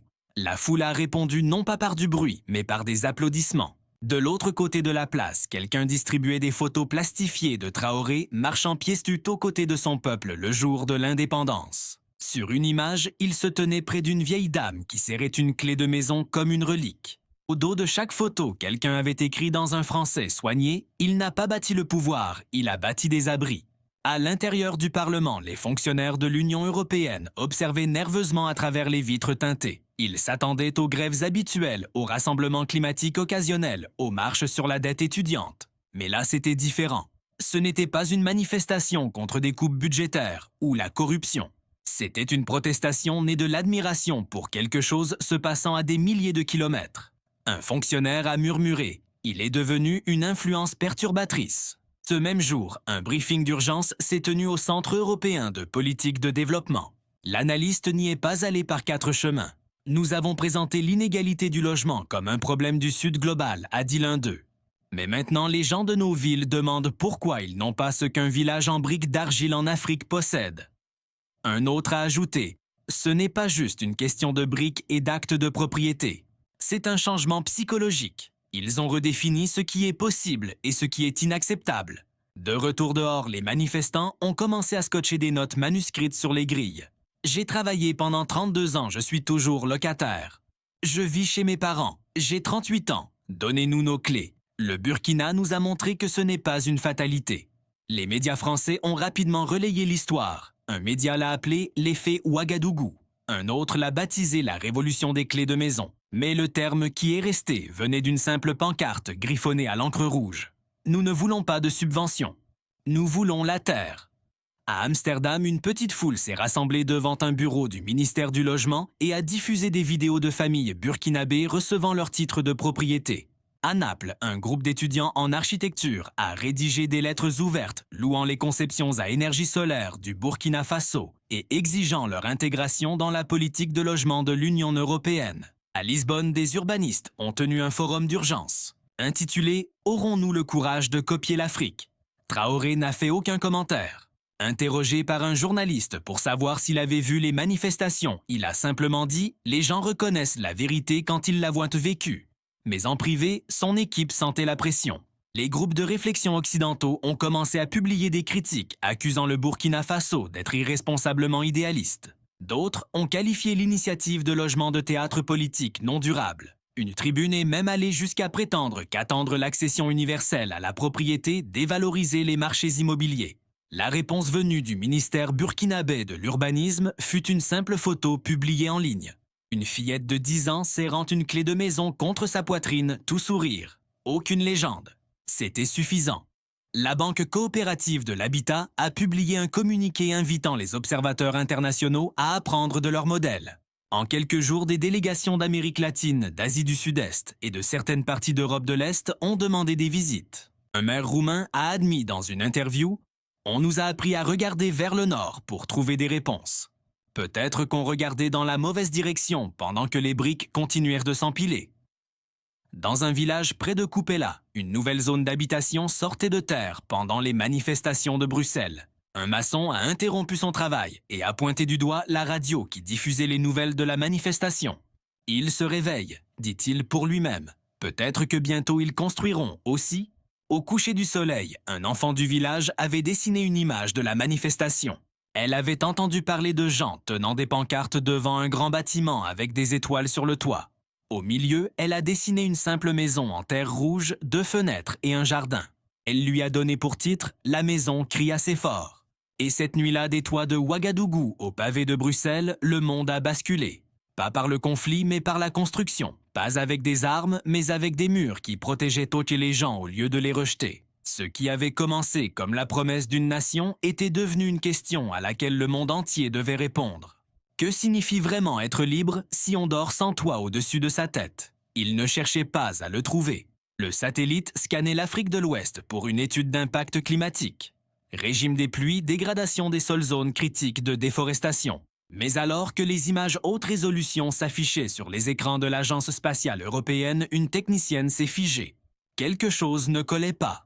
Là, à travers la ceinture centrale du Burkina Faso, où les cartes montraient autrefois des plaines nues et des hameaux en ruine, s'étendaient maintenant des rangées nettes de toits orange vifs. Pas éparpillés, pas isolés, mais organisés comme un motif de résilience s'étendant sur des kilomètres. Elle a appelé son superviseur.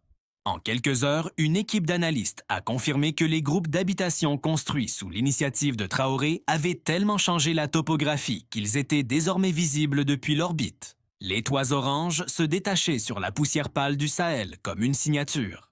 De l'espace, on pouvait tracer les nouvelles routes serpentant entre les villages. On voyait les contours verts des arbres plantés près des écoles et des points d'eau. On pouvait même détecter l'effet rafraîchissant autour des zones d'habitation, signe de la croissance de la végétation et de la restauration du climat local. L'Agence spatiale européenne a publié un court rapport intitulé « Espoir urbain non planifié activité satellitaire anormale au Burkina Faso ». Mais ce n'était pas une anomalie, c'était intentionnel. La nouvelle s'est vite répandue. Une géographe suisse a publié une étude complète quelques jours plus tard seulement.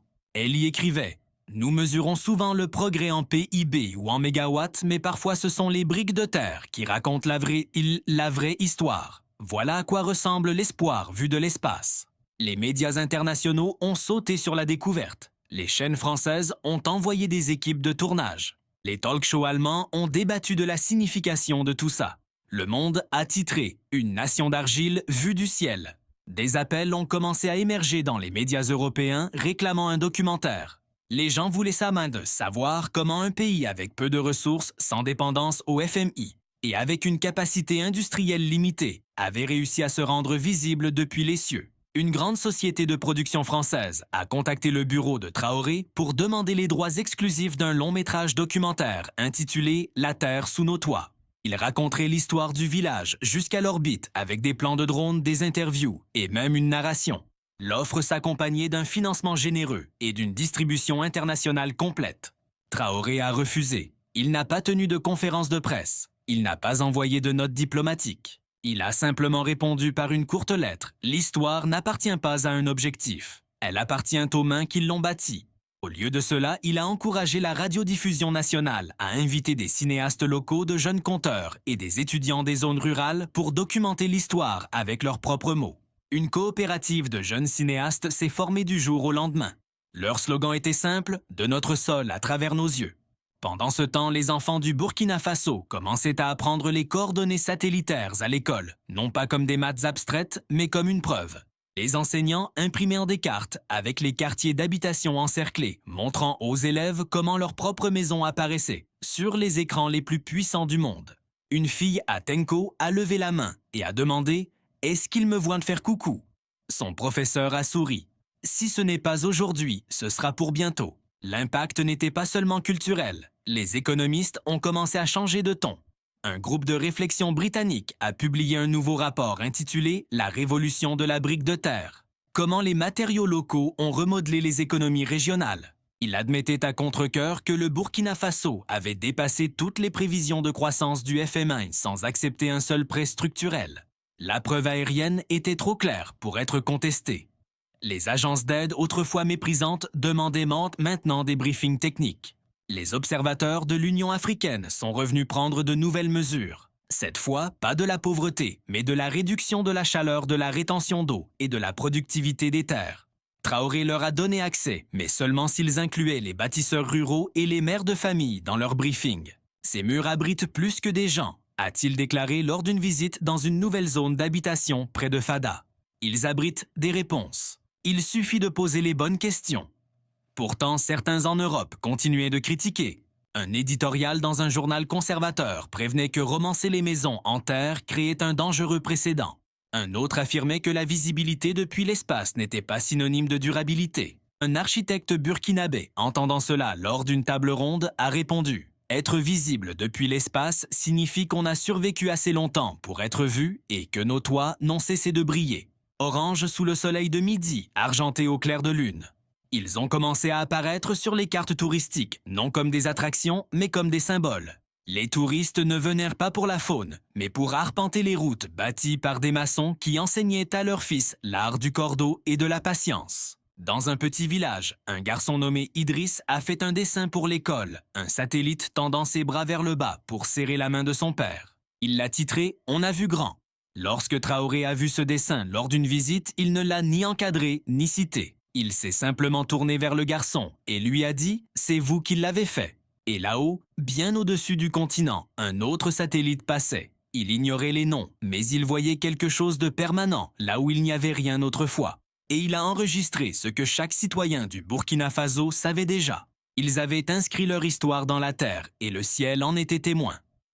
L'hémicycle était silencieux, non par tension, mais par respect. Les rangées de députés restaient silencieuses, tandis que les derniers mots de l'amendement étaient lus à haute voix. Aucun cri, aucun retard de procédure, juste la voix posée d'un parlementaire achevant la dernière ligne. L'accès au logement est garanti comme un droit sacré protégé par la Constitution du Burkina Faso. Pas de murmure, pas de protestation, seul le bruit sec du marteau a retenti. L'amendement était adopté. Traoré s'est levé de son siège. Il n'a pas levé le poing en signe de victoire. Il n'a pas souri aux caméras. Il a simplement pris une inspiration, s'est avancé et a apposé sa signature sur le parchemin. D'un trait de plume, le logement jadis une prière murmurée dans l'obscurité par des générations de familles déplacées est devenu une loi. Aucun Burkinabé ne dormira sans abri sur sa propre terre. Ces mots étaient désormais gravés dans le marbre juridique de la nation. À l'extérieur, la place a explosé de joie. Les architectes acclamèrent dans les rues brandissant leurs plans comme des drapeaux. De jeunes maçons lancèrent de la poussière en l'air, scandant la phrase à tour de rôle comme un hymne. Des mères pleuraient en serrant leurs clés et des étudiants d'un lycée technique de Koudougou formaient un cercle pour entonner un chant traditionnel réécrit pour célébrer les toits et les racines. Pendant des décennies, le logement n'était qu'une question politique, un dossier à gérer, à externaliser, à subventionner. Mais cette déclaration en a fait tout autre chose, une promesse constitutionnelle. Plus tard cet après-midi-là, Traoré a fait une dernière halte. Il est entré dans le modeste Musée national d'histoire, situé à 2 pas de la toute première maison, en terre crue, bâtie sous l'initiative nationale pour le logement. Là, derrière une vitrine, trônait une table en bois, portant 3 objets, une brique de terre lisse, signée par la première femme à l'avoir moulée, une clé argentée ornée d'un ruban bleu, offerte par une enfant nommée Habiba, et une simple feuille de papier, le brouillon manuscrit original de l'amendement constitutionnel. Traoré s'est approché de la table, a sorti le stylo de sa poche et l'a déposé parmi les objets. Ceci, dit-il doucement, n'est pas une signature, c'est une restitution. Les journalistes présents n'ont pas osé l'interrompre. Ils sentaient que ce n'était pas un coup médiatique. C'était quelque chose de plus ancien, de plus profond, un rituel de réparation. Dehors, une foule s'était massée. Parmi elles se trouvait Salomata, cette mère célibataire de Bobo Dioulasso, qui avait jadis pétri l'argile pieds nus sous le soleil. Elle dirigeait désormais une coopérative de plus de 200 femmes et était venue assister à la signature. Interrogée sur la signification de ce moment, elle a répondu « Cela signifie qu'aucun de mes enfants n'aura jamais à demander ce qu'est un loyer. » D'autres ont partagé ce sentiment à leur manière. À Kaya, un homme se tenait devant sa maison, brandissant une pancarte « Terre constitutionnelle ».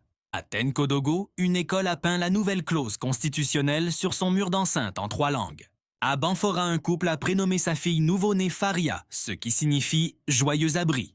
Cette loi sur le logement a fait bien plus qu'instaurer un droit. Elle a bouleversé les fondements de l'identité nationale. La terre n'était plus un simple territoire, c'était un héritage. Les briques n'étaient plus de simples matériaux, mais des déclarations.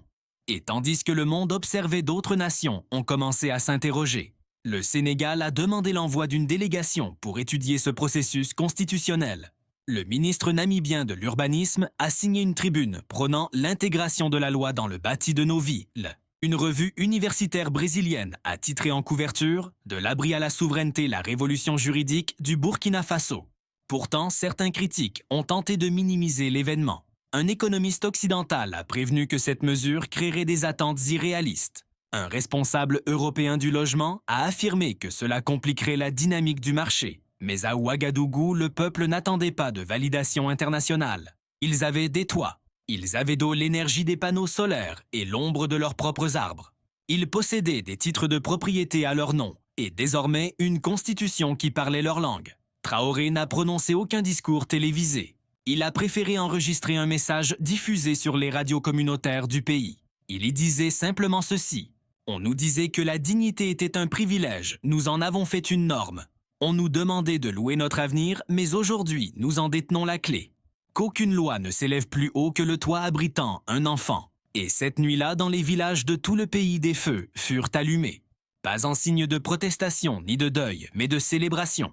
De petits cercles de voisins se sont réunis pour raconter où ils dormaient autrefois, parler des murs qui fuyaient et de cette terre qu'on leur disait ne pas mériter. Désormais, avec la brique, la lumière et la loi, ils s'avèrent la vérité. Ils ne vivaient pas seulement dans des maisons, ils vivaient dans l'histoire. Le matin n'était pas encore le silence du sommeil, mais le calme de la réflexion.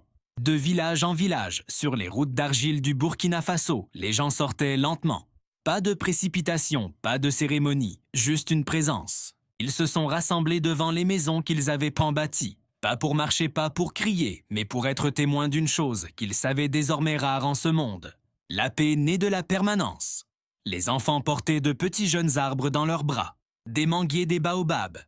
Ils marchaient pieds nus dans des cours bordés de briques qu'ils avaient vues sécher au soleil. Un enseignant, Azenia, les guidait doucement. Plantez-les près de la fenêtre. Laissez les racines pousser là où l'ombre tombera.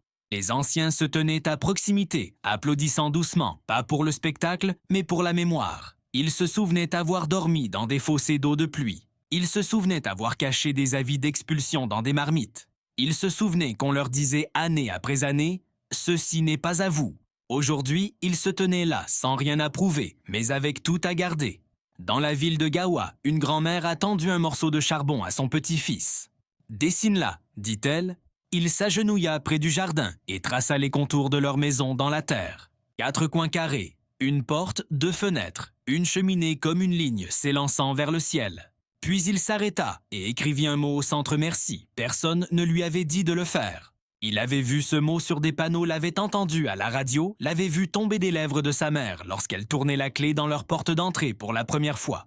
Son dessin a été capturé par un journaliste de passage. Ce soir-là, l'image a été diffusée à la télévision nationale sans commentaire. Il n'y en avait pas besoin. Le croquis dans la terre disait tout. Pendant ce temps, Traoré restait hors de vue. Il avait quitté la capitale tôt ce matin-là, voyageant à l'improviste vers un petit village aux abords de Thomas. Aucune caméra ne le suivait. Aucune escorte ne lui ouvrait le chemin. Il est arrivé à pied marchant tranquillement vers une maison d'une pièce construite au premier jour de l'initiative nationale. Une veuve vivait là, l'une des premières à détenir un titre de propriété à son nom. Des mois auparavant, elle lui avait écrit non pas pour demander de l'aide, mais simplement pour dire merci. Il était venu le lui dire en retour. Ils se sont assis sous un arbre buvant dans une calebasse sous le soleil de fin d'après-midi. Longtemps, aucun d'eux ne parla. Puis elle dit, il disait que nous n'avions rien. Il acquiesça. Ils avaient tort. Plus tard, il l'a aidé à porter un seau d'eau jusqu'à son jardin. Un enfant qui passait par là eut le souffle coupé et s'écria « C'est le président ». Mais la veuve secoua doucement la tête. « Non », dit-elle, « aujourd'hui, c'est juste un fils. » Et à ce moment-là, il l'était, car Traoré n'avait pas construit de statue. Il n'avait pas gravé son nom dans le béton ni renommé des rues à son effigie. Il avait fait quelque chose de bien plus silencieux, de bien plus profond. Il avait planté un sentiment d'appartenance qu'on ne pouvait ni vendre, ni révoquer, ni effacer. Une nouvelle fondation avait été posée non pas dans l'acier, mais dans la solidarité. De l'autre côté de l'Atlantique, les analystes peinaient à définir ce qui s'était passé. Un journaliste britannique écrivit « Le Burkina Faso n'a pas seulement défié l'économie mondiale, il l'a réécrite ». Un sociologue de Boston a qualifié cela de révolution du logement menée par le peuple la plus réussie de l'histoire moderne.